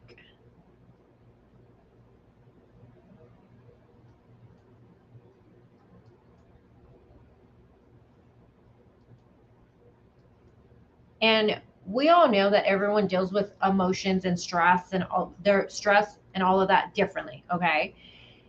If she wasn't crying on here at all, I know some people would be like, oh my gosh, she's not showing emotion. But I think we've looked at plenty of these cases enough that, you know, everyone shows emotions and deals with all this stuff differently, right? I've said this before. Me, I don't know how I would be on camera. I think, and it depends. If my child was missing, I think you would be able to see signs that I hadn't slept and signs I had been crying. But I think on camera, I think I don't know how we would deal with things, but based off I know myself, I feel like I'd be so much in that like go go go. What do I got to do? I got to find my child mode that I don't think on camera wise I'd be mentally just in that go zone. You know what I mean? Here's the thing with her, she's making it seem like she's crying. She's doing all the facial expressions of it. She's like, you know, like look at her face, like she's trying to make those tears come out.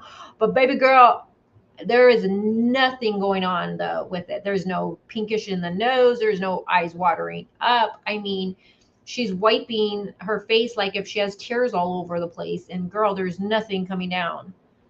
I can't.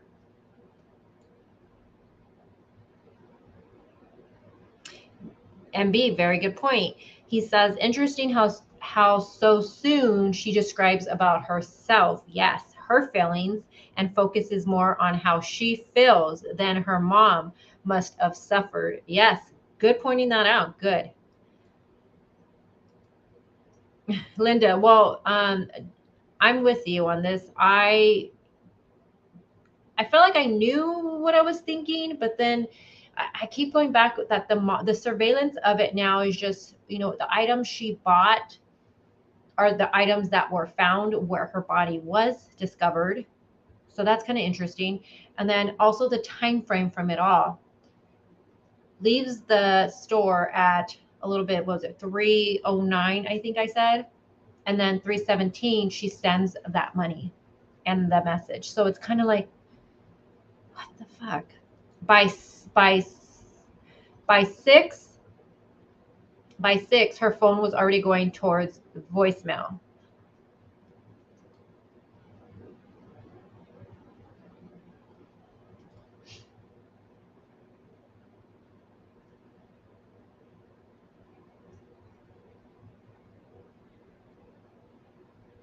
Allegedly said blinking. I got to go back and find it, but I did watch where they discussed all the blinking in the eyes. It means something.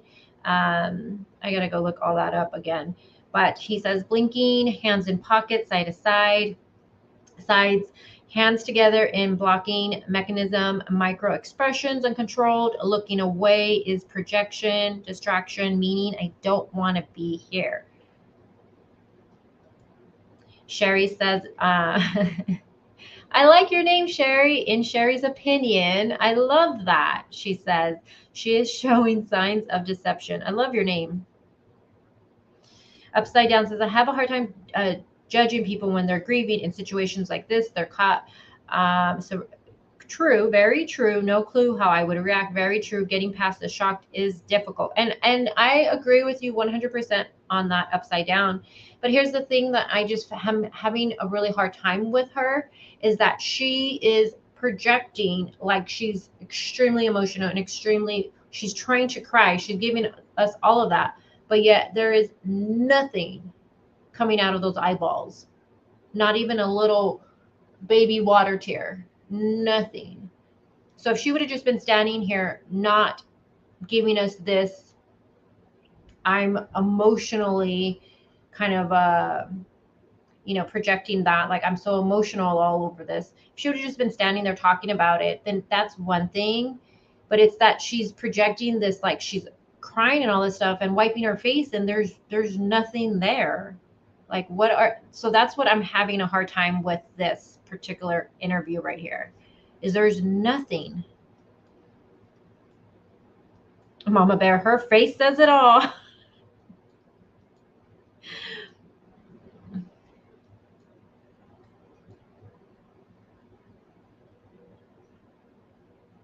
Okay, thank you, Scott. So, yes, husband's phone has been taken. Thank you. What do you guys think about Amanda's house being searched? They got a warrant to search her house. What do you guys think about that? And I do want to point out, law enforcement has stated that they do not believe she was kidnapped and they do not believe she unlived herself.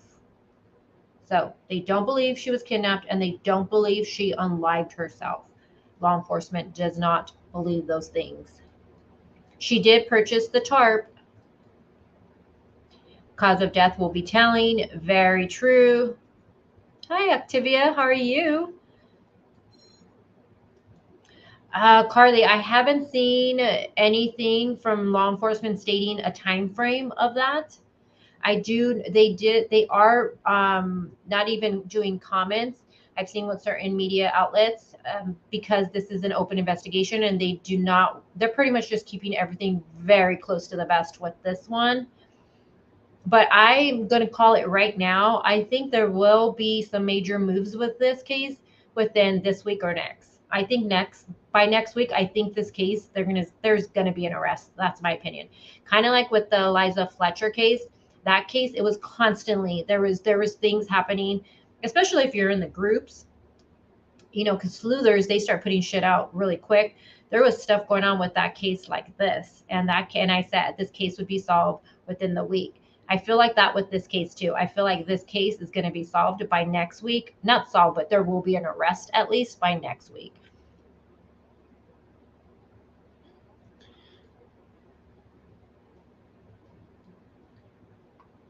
Is that Roman I see in here? Hold on. Roman, are you here? I think I seen Roman in here. Your nose also runs. Yes, your nose also runs when you're crying. It starts to water up.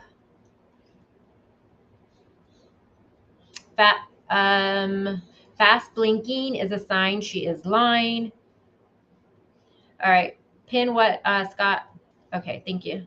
Yes, thank you, Scott, for that. Well, again, timeline with this. And tomorrow we'll get into more of the timeline of everything. And we'll look at the arrest records for Amanda and her boyfriend and all of that stuff. And we'll look at the police report that's been released to us. But neighbors have stated that the day before she would go missing, they heard arguing coming from their home, Debbie's and her husband's home. Now, who was arguing? We don't know that, but it's just something to keep in the back of your noggin. The day before she goes missing, somebody's arguing in her household at the time.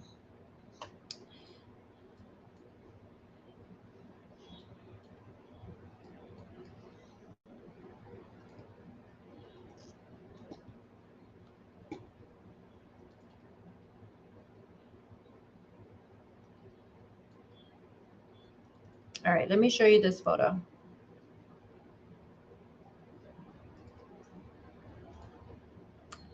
And again, thank you guys for being here with me. All right.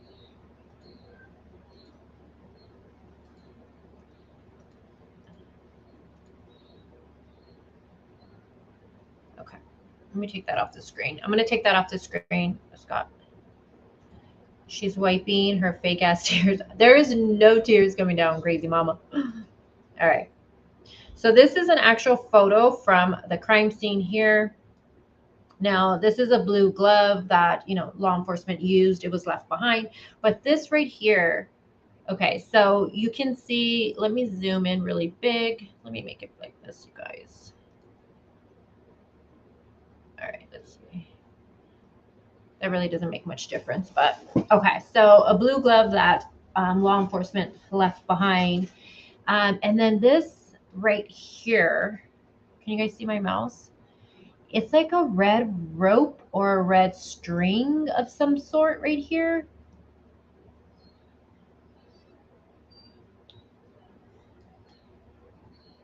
And there's something blue here.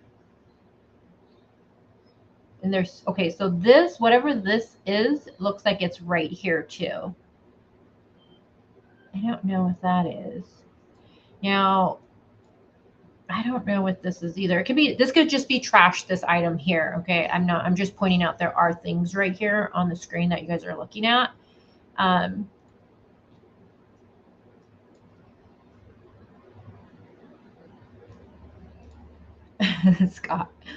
Scott says she spent the prior weekend watching How to Be Upset videos and thought she had it in the bag, but she had nobody to practice with, so she failed. Well, she should have practiced with her boyfriend.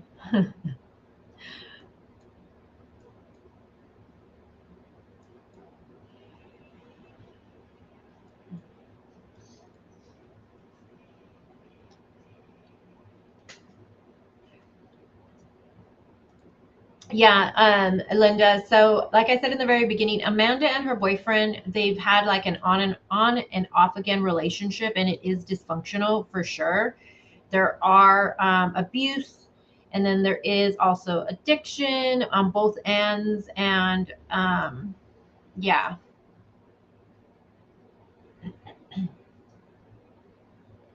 If Andrew abused Debbie, you mean Debbie, right? Debbie. Let me see what you're saying. Social media has said that the boyfriend of Amanda has abused her and her mom. Pictures of Deborah with, okay, so I know what you're referring to with the photos of Debbie with the bruised face, and there is no, that's speculation, and that's 100% speculation that the boyfriend did that to the mom. I know some people were thinking that maybe the husband did that, and I'm not sure if that's what you're meaning. Maybe the husband abused mom.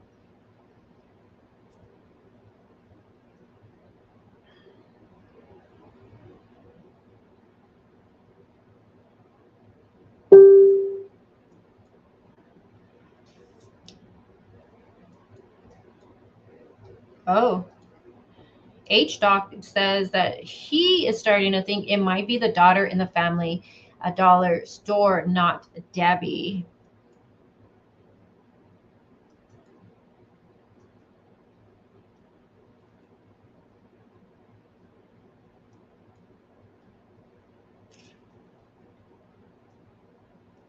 Different legs. Debbie's are much thinner.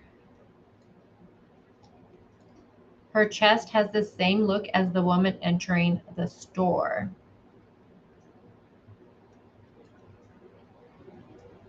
Don't start, Carly, with I want Jello shots. Noted. I watched a video with boyfriend and he seems pretty harmless. Amanda seems the dominant force in the relationship, she says.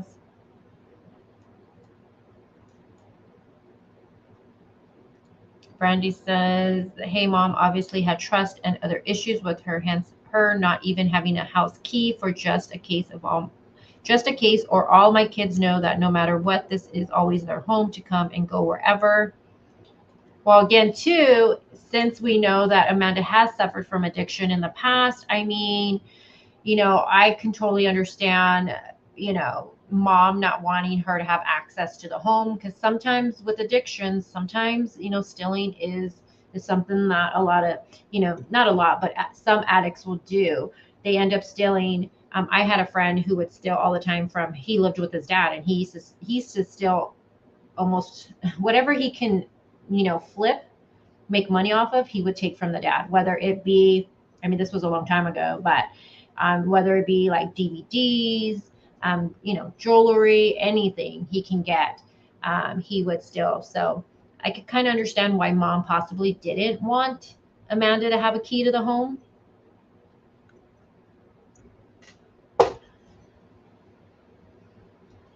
We're going to have a live where we take Jello shots. I'm just kidding.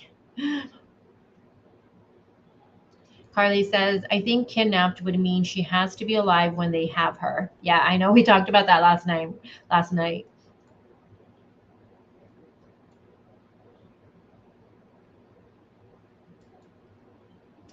Scott, you're on fire with the comments in the groups. I give you that.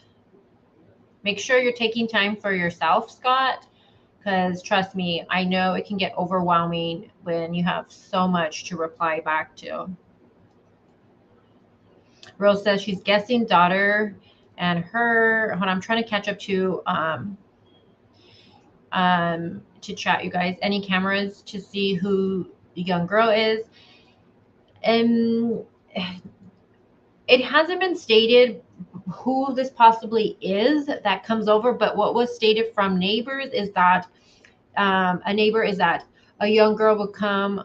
I don't know if it's every weekend or every other weekend, but they would see a younger girl come over, and when this younger girl would come over to Debbie's and her husband's house, they would hear arguing going on.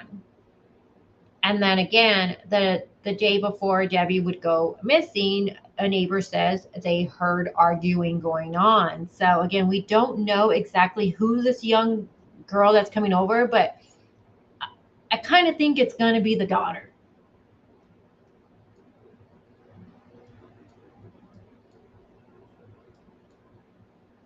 Well, we're going to have a Halloween party here. And this is something that a lot of people from the area seem to be really upset over, that law enforcement left the blue glove. Just because, one, they're just leaving their mess behind.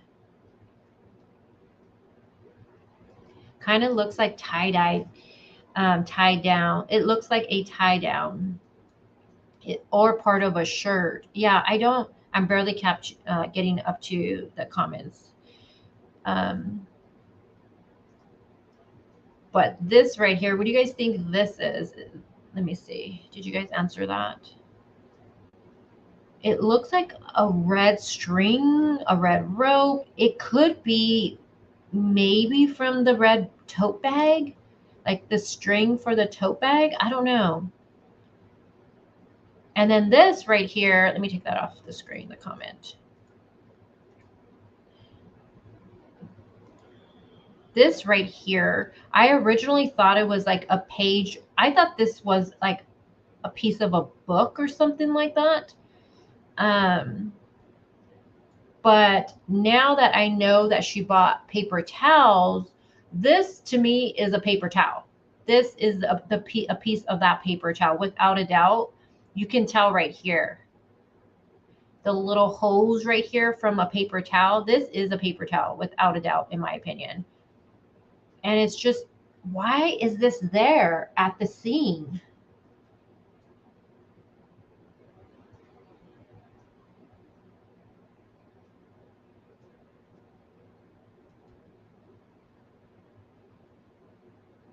Could it be the lighter she bought? The red thing, Sherry?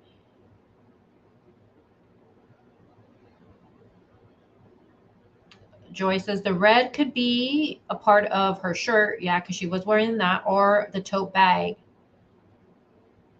Black is barcode from Tarp. Oh, so this right here, you think so? Now I gotta see what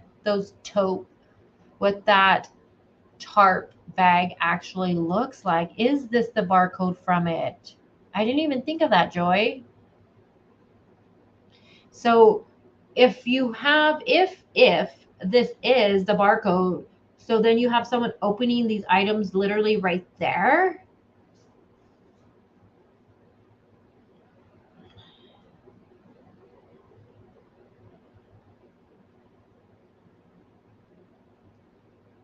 Yeah, you guys are saying that looks like the tarp package below. So you guys think this might be the part of the barcode, the packaging from the tarp. Christy says, it looks like a bra to me. Am I blind?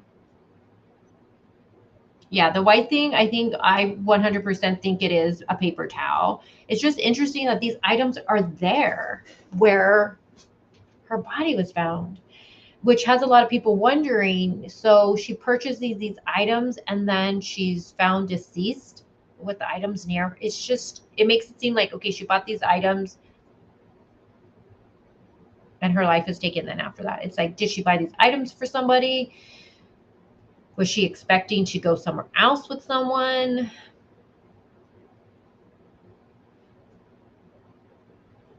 So Scott thinks it's a back of a book. The scan bar is at the bottom. So he thinks that's a part of a book. I originally thought that too, to be honest with you. I thought it looked like the back of a book, and that's the barcode.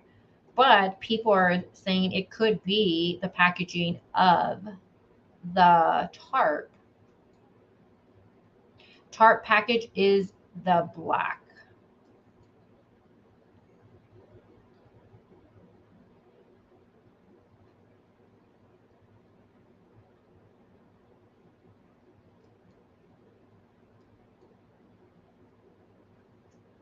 Yeah, a lot of you are saying it looks like the a lot of you are saying it looks like the part of the tarp packaging. But why not just, I mean, I don't know. I was gonna say, why not just take all of this with them? I don't know.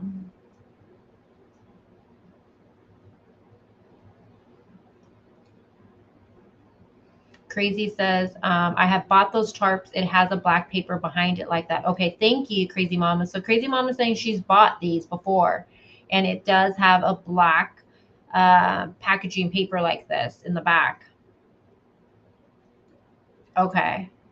So then she opens, or someone opens these items up. God, that's so strange. That is so strange, you guys. Law enforcement don't think this is a kidnapping, and they don't think it's an unaliving situation here.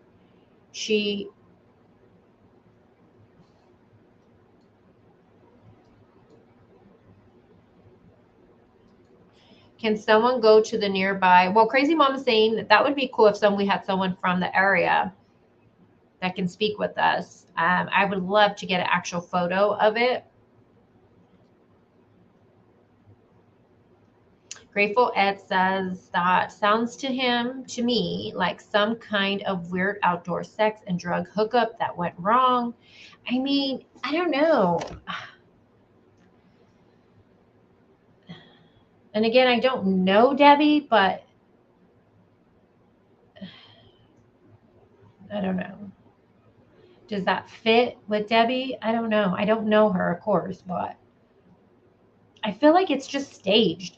I feel like the crime scene is staged in a way.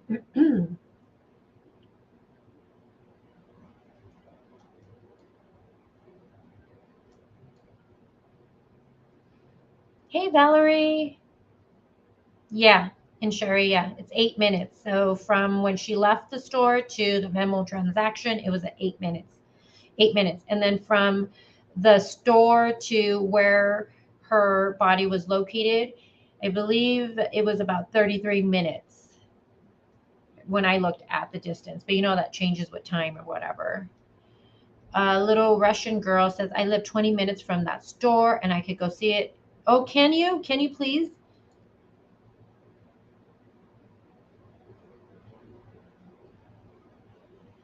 If you wouldn't mind even going to where she was found and giving us some surveillance of that.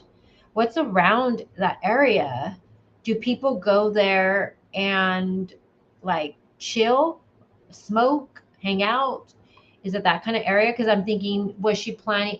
Do they have how's a homeless population around there? I'm trying to think like, I know some people think, and this is just a theory, some people have thought possibly she was buying these items for someone who was homeless, to help them keep, from, it was raining and help them keep dry that day.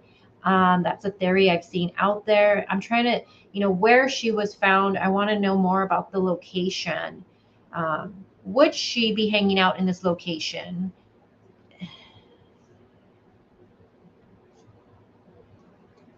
It is weird that these items, Scott, what do you think about these items that she, purchased, and then it's found right by her body? Like the paper towels are even found right there. It's throwing me off a little bit. Oh, yay! Thank you. Can you guys drop my email in the chat for Little Russian Girl? I really would appreciate that.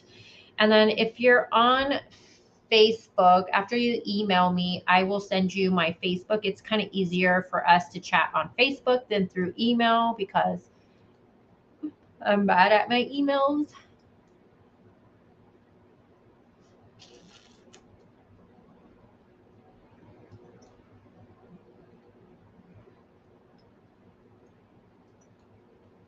I would love if you can go to this site right here where she was found and get us some surveillance on it. I just want to know more about the area. Hey, Pippi Long.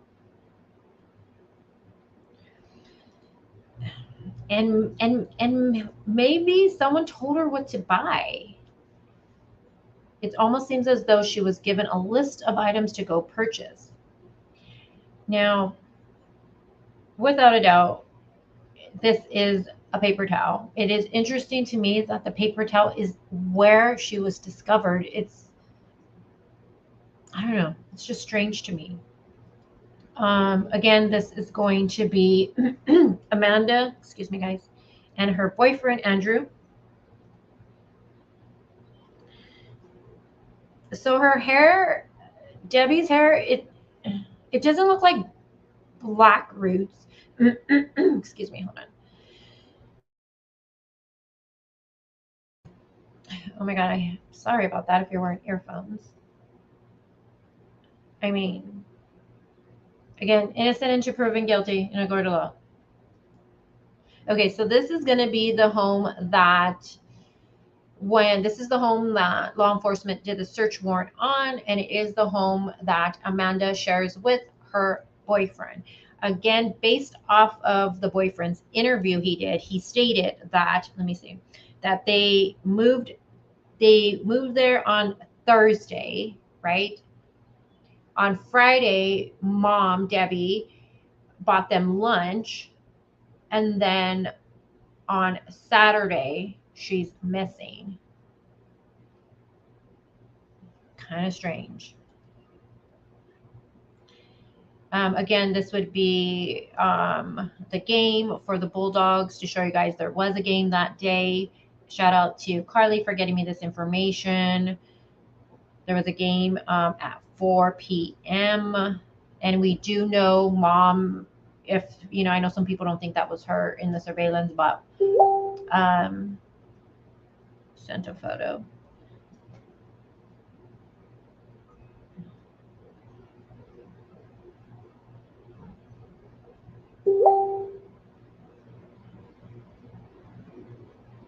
I think the packaging looks, hold on, you guys, sorry. I don't think it's that. It doesn't look, yeah, I don't think it's that.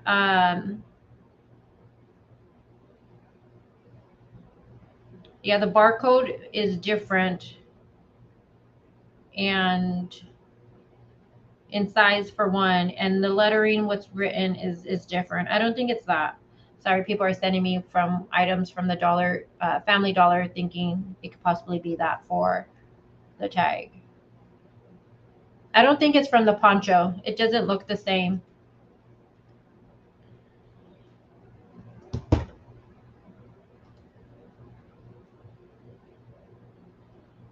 Did you guys drop my email? Anybody for?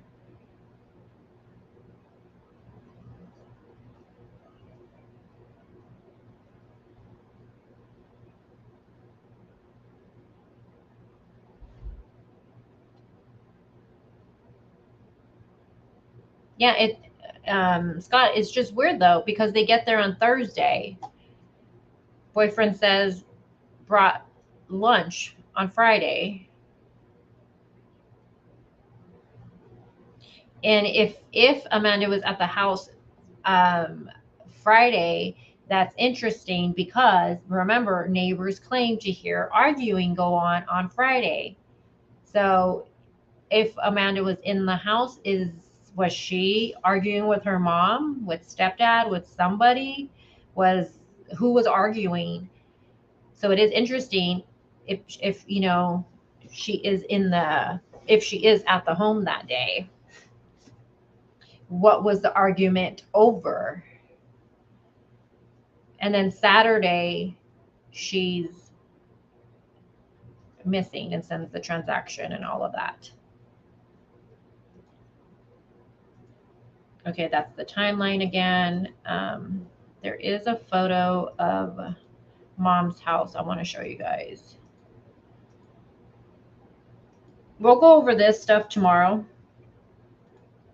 Okay, so we'll go over more of the screenshots of the Venmos. Where's the house at? Hold on, I want to show you mom's house.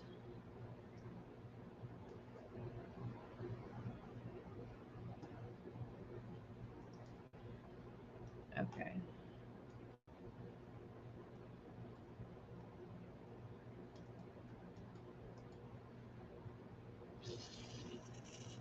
All right.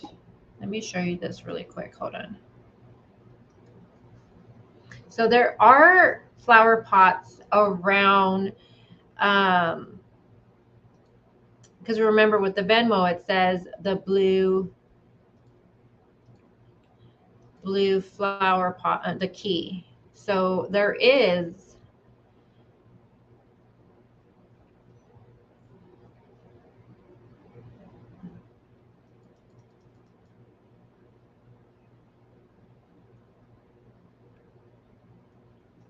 Oh, was there? Okay, I'll look at that, Miss Ladybug, right after I show this.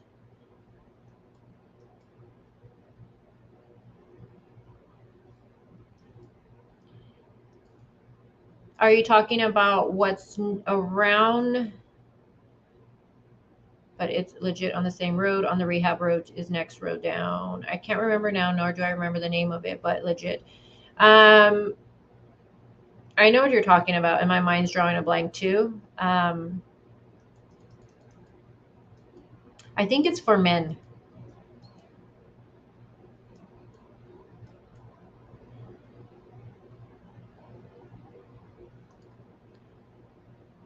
If she indeed sent the text herself, maybe she didn't send it and it was part of their cover-up. Are you talking for if mom didn't send it or if daughter? Yeah, in the very beginning, you are correct, Scott. In the beginning, and before it was put out who the boyfriend was, the boyfriend only quoted as boyfriend or friend of the family. So when he did the interview with the Post, it was only it was being quoted as a boyfriend or a friend. Said they moved back on Thursday. She brought them lunch on Friday and was gone on Saturday. Oh, thank you right there. So is that for men and women or just men, Russian girl?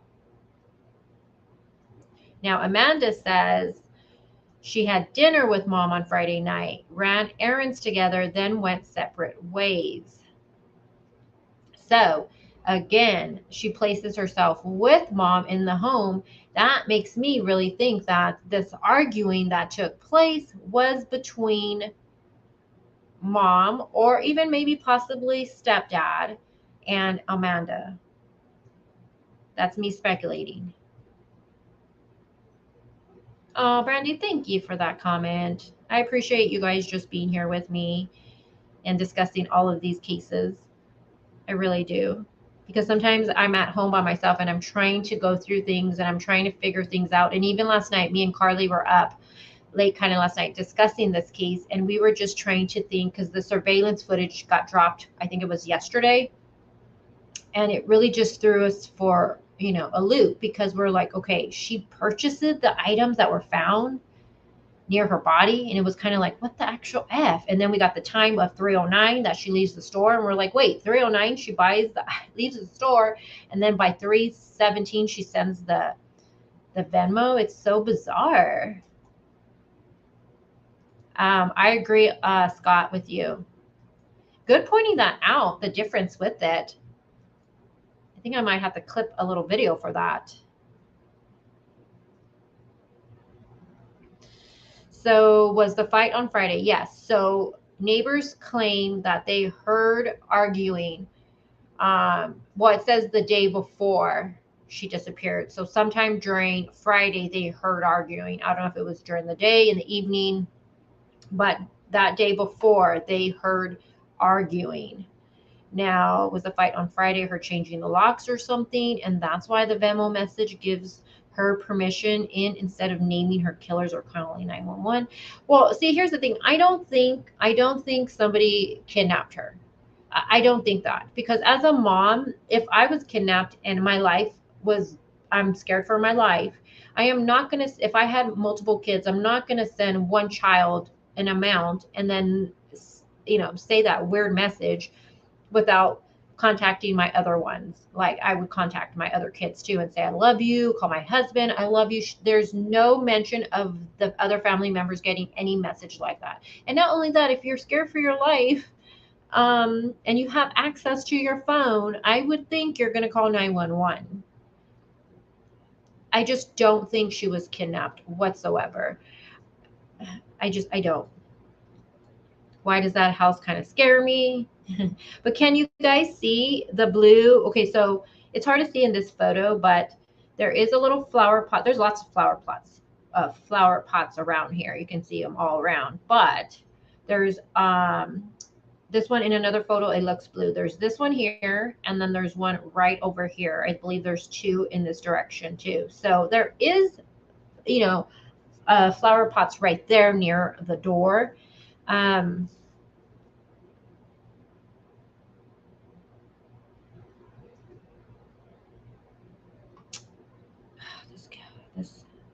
This case is extremely bizarre. Okay, make sure you email me that too, Russian girl, please.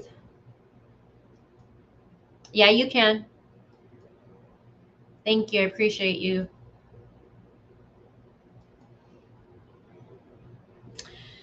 So,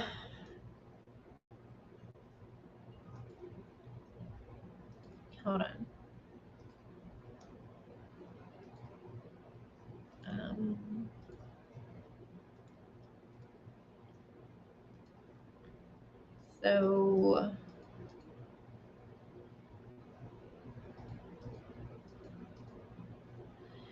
So September, let me go bigger. I think it's a bigger one. So September 9th, 9 p.m., her husband last sees her, and that's when he goes to bed. Remember, he says he goes to bed and he last sees her at 9 p.m. They sleep in separate rooms because he snores. I thought that was a little red flaggish, but a lot of people are like, no, it's normal. If one snores, you don't want to be in the same room. September 10th, at 2:55 p.m., Debbie's seen in Clayton at the store, at the surveillance we just seen. But before that, which I'm going to have to include in here, her husband says that he leaves to work in the morning, and I think he gives the time of 10 a.m. I could be wrong with that. But he sees her in the morning. He doesn't see her in the morning. He sees her vehicle outside of the house when he leaves to work, and that's the rental. So we can assume she's there. He physically doesn't see her in the morning because they sleep in different rooms. But he says when he leaves, he did see the rental there. Now, again, surveillance captures her at the store. And on September 10th at 3:17 p.m., this is when Debbie, her daughter, Amanda gets that Venmo amount and message. And then at 6 p.m., this is when Steve, the husband, reports her missing. Okay, you guys are.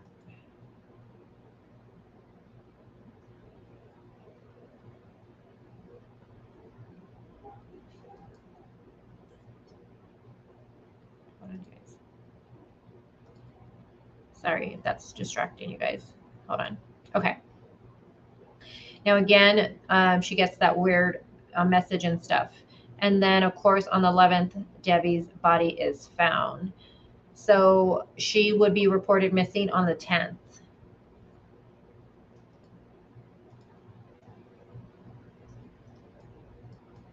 Russian girl. So the 10th. There's a lot of moving parts for this case, you guys. That's why I said I need. Scott says this case is like, I was like, there's so much to this case, and he's like, not really, or he said something like that to me, and I'm like, yeah, there is. I feel like I need a whiteboard for this case, and there's so much more I haven't even got into with you guys. There's just so much to this case, but I kind of wanted today to just go over the basics of Debbie and what happened to her with her body being found. There's surveillance footage of her purchasing the items, the daughter's interview. I think it's really important to put out what law enforcement is stating, and it's the most important thing right now so far, is that they don't believe a kidnapping happened and they don't believe she unlived herself. That's coming from law enforcement. They've stated that. They've also done a search warrant on the daughter's home that she shares with her boyfriend. I thought that was interesting. I'm so sorry if you're wearing earphones. And then also all phones have been taken. Debbie's husband, her daughter Amanda's, and the boyfriends have been all taken. The boyfriend says he feels like they're being treated like suspects, which I thought was really interesting.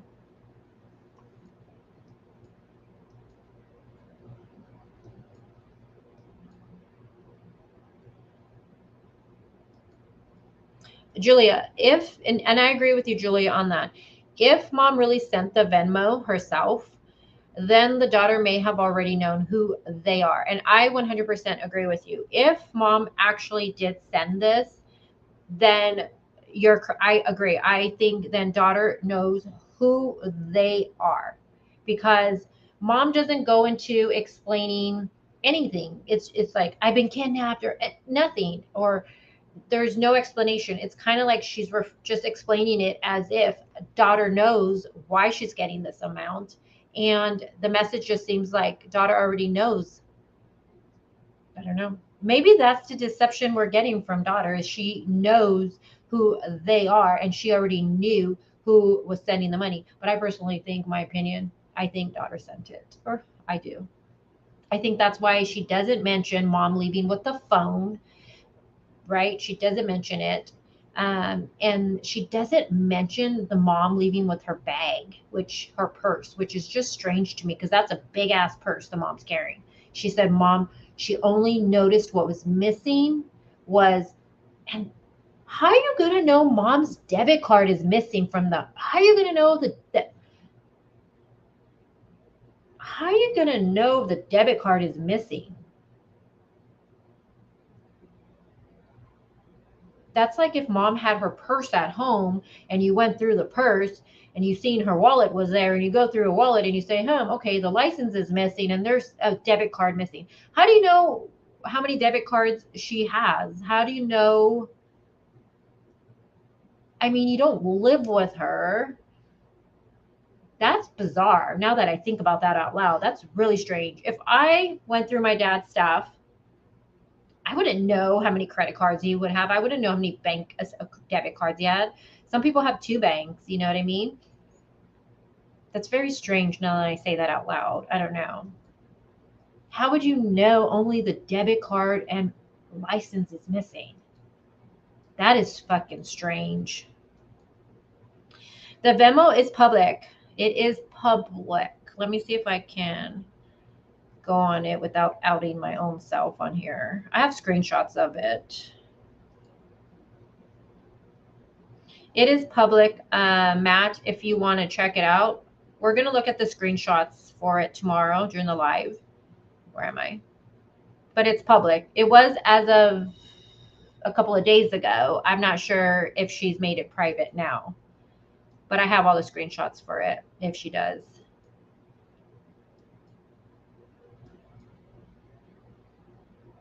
Rose says she likes that kind of house. Okay, so Saturday. Okay, thank you, Russian girl. We're going to go into all of that tomorrow. So I'm going to message you later on today, Russian girl, and we'll go over everything that you have. And I'm sorry, did you say you were going to be able to go to the place today, later on today, or tomorrow? I'm sorry. Because tomorrow when I go live, I can go over the center. We'll go over the arrest records and all that stuff, look more about all of that stuff. We'll look more at all the Venmo transactions. And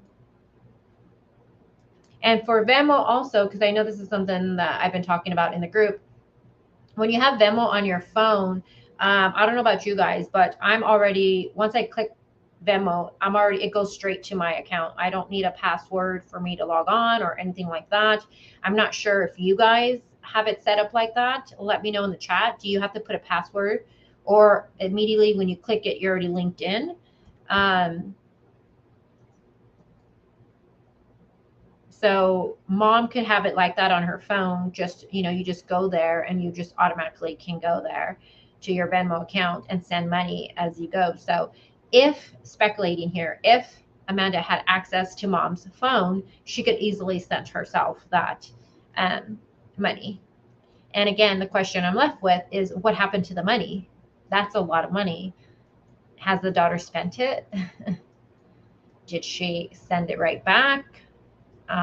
Where's that money?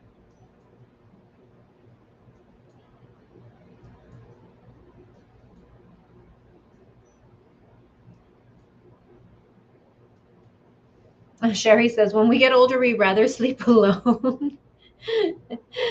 And Scott says, here's a key point. Here's a key point. If the police suspected the husband, they'd have him taken in easily to check work and his phone info. I count him out because of those reasons. I mean, he could not physically been there, but that doesn't mean he didn't have nothing to do with any of the planning of what happened to her. I need to do a little bit more digging with the husband, to be honest with you. I can't say I go one way or the other way with the husband as of yet. I do think there's a lot of suspicious things with the daughter, though, that's for sure. And I want to make this very, very clear, because this is something I've seen being said in the Facebook groups. Because yes, Amanda has suffered from addiction. She had an arrest over it. I think it was in November of 2021. Just because you're an addict doesn't mean you're capable of taking someone's life. Okay. I suffered from an addiction when I was younger. I told you guys that. And there was never once I thought about taking someone's life. Okay. So I want to make that very clear. Just because someone suffers from addiction doesn't mean you're capable of, you're going to go out and do something like this. Okay. I just want to make that clear. Oh, Scott, stop it.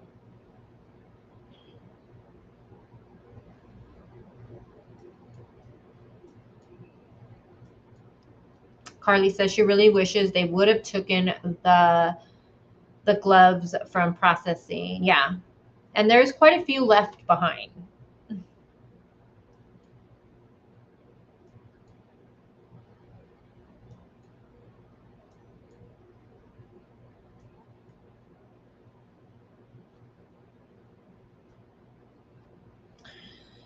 The daughter could have been watching what she said, type of money she used, and what card she used exactly.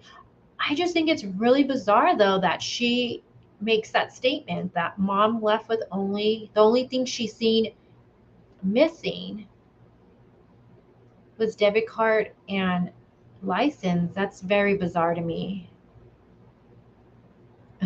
Scott, we definitely do. The next time you see me go live, I'm gonna have a big old ass whiteboard right here behind the big old chalk. I should just get a big chalkboard where you can paint it on the wall.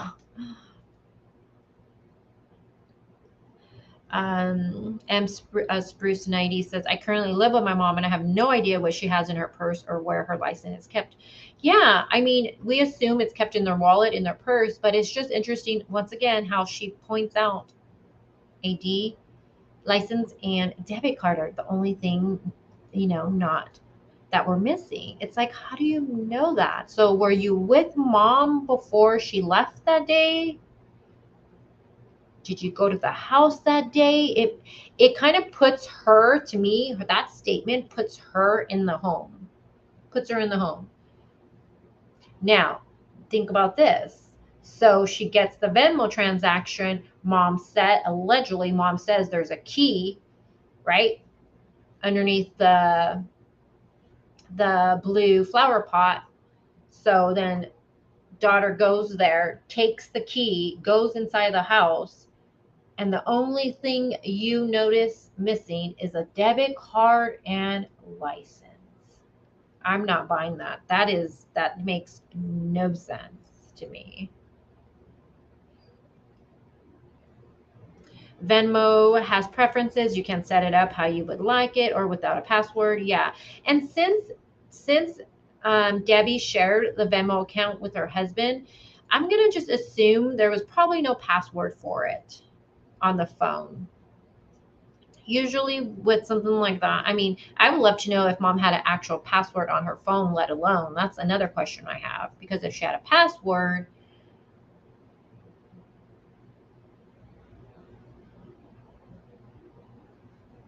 upside down. Yes, I agree. She says, upside down says, Debbie being unclothed is really troubling. Women don't usually do that to women. It's too personal. Unless you were staging it once again to make it come across like a man possibly did this, sexually motivated. Her hand gripping the tree just sticks out to me too. It makes me feel like she did pass from there, past there. Or it kind of just makes me wonder, was it just all staged? I don't know. It's just weird. The whole crime scene seems weird. The items she purchased are there, including a paper towel.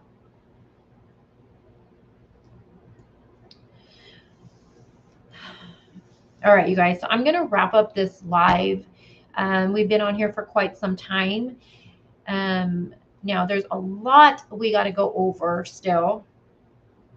But like I said, I kind of wanted to focus on today with just the basics of the case. Tomorrow, we're going to go more into like the arrest records. Also, what is her name?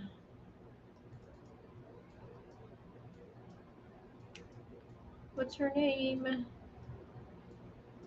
Russian girl. There it is, Russian girl. You can try today. Okay, Russian girl. I appreciate whatever you can do today. We'll go over whatever she ends up sending to me. She is from the area, so I appreciate that, to see what she can send. I do want to see where her body was found, because I want to see if it's somewhere where people go hang out. Do they, like I said earlier, do they smoke there?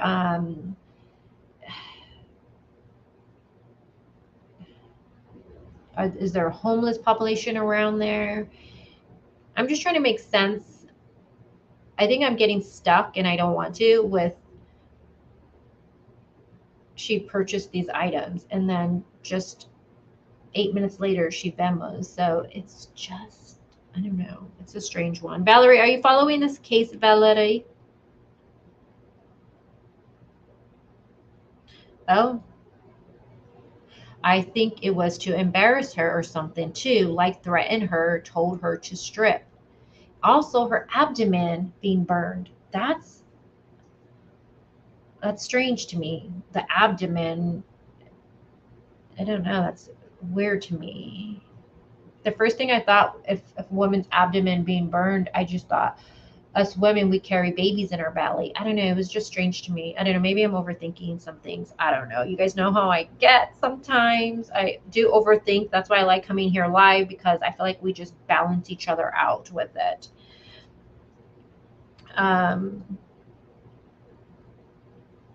Oh, grateful, Ed. Thank you for that super sticker. I appreciate you. Yeah.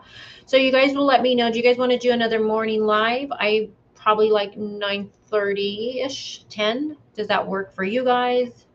I do work tonight, so I'm thinking probably like 9:30-ish, 10 tomorrow, and we can go over all the rest of this. No, thank you, for Grateful Ed, and thank you for participating in chat. Everyone that just talks with me with these cases, thank you guys for being in the chat with me, because this is a case that's so freaking bizarre. I feel like we think we know, but then we get something new, like the surveillance video, and guess what? It looks like Debbie purchased those items. Suits me. Okay.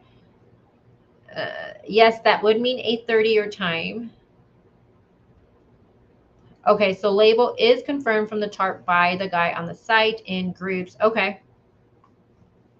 Thank you, Carly. Yeah, it looks like based what people were stating, it looks like that was coming from the tarp.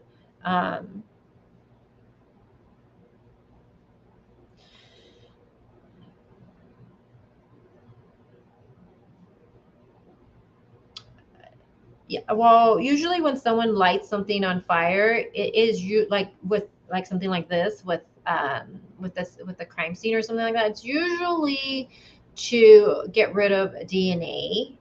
All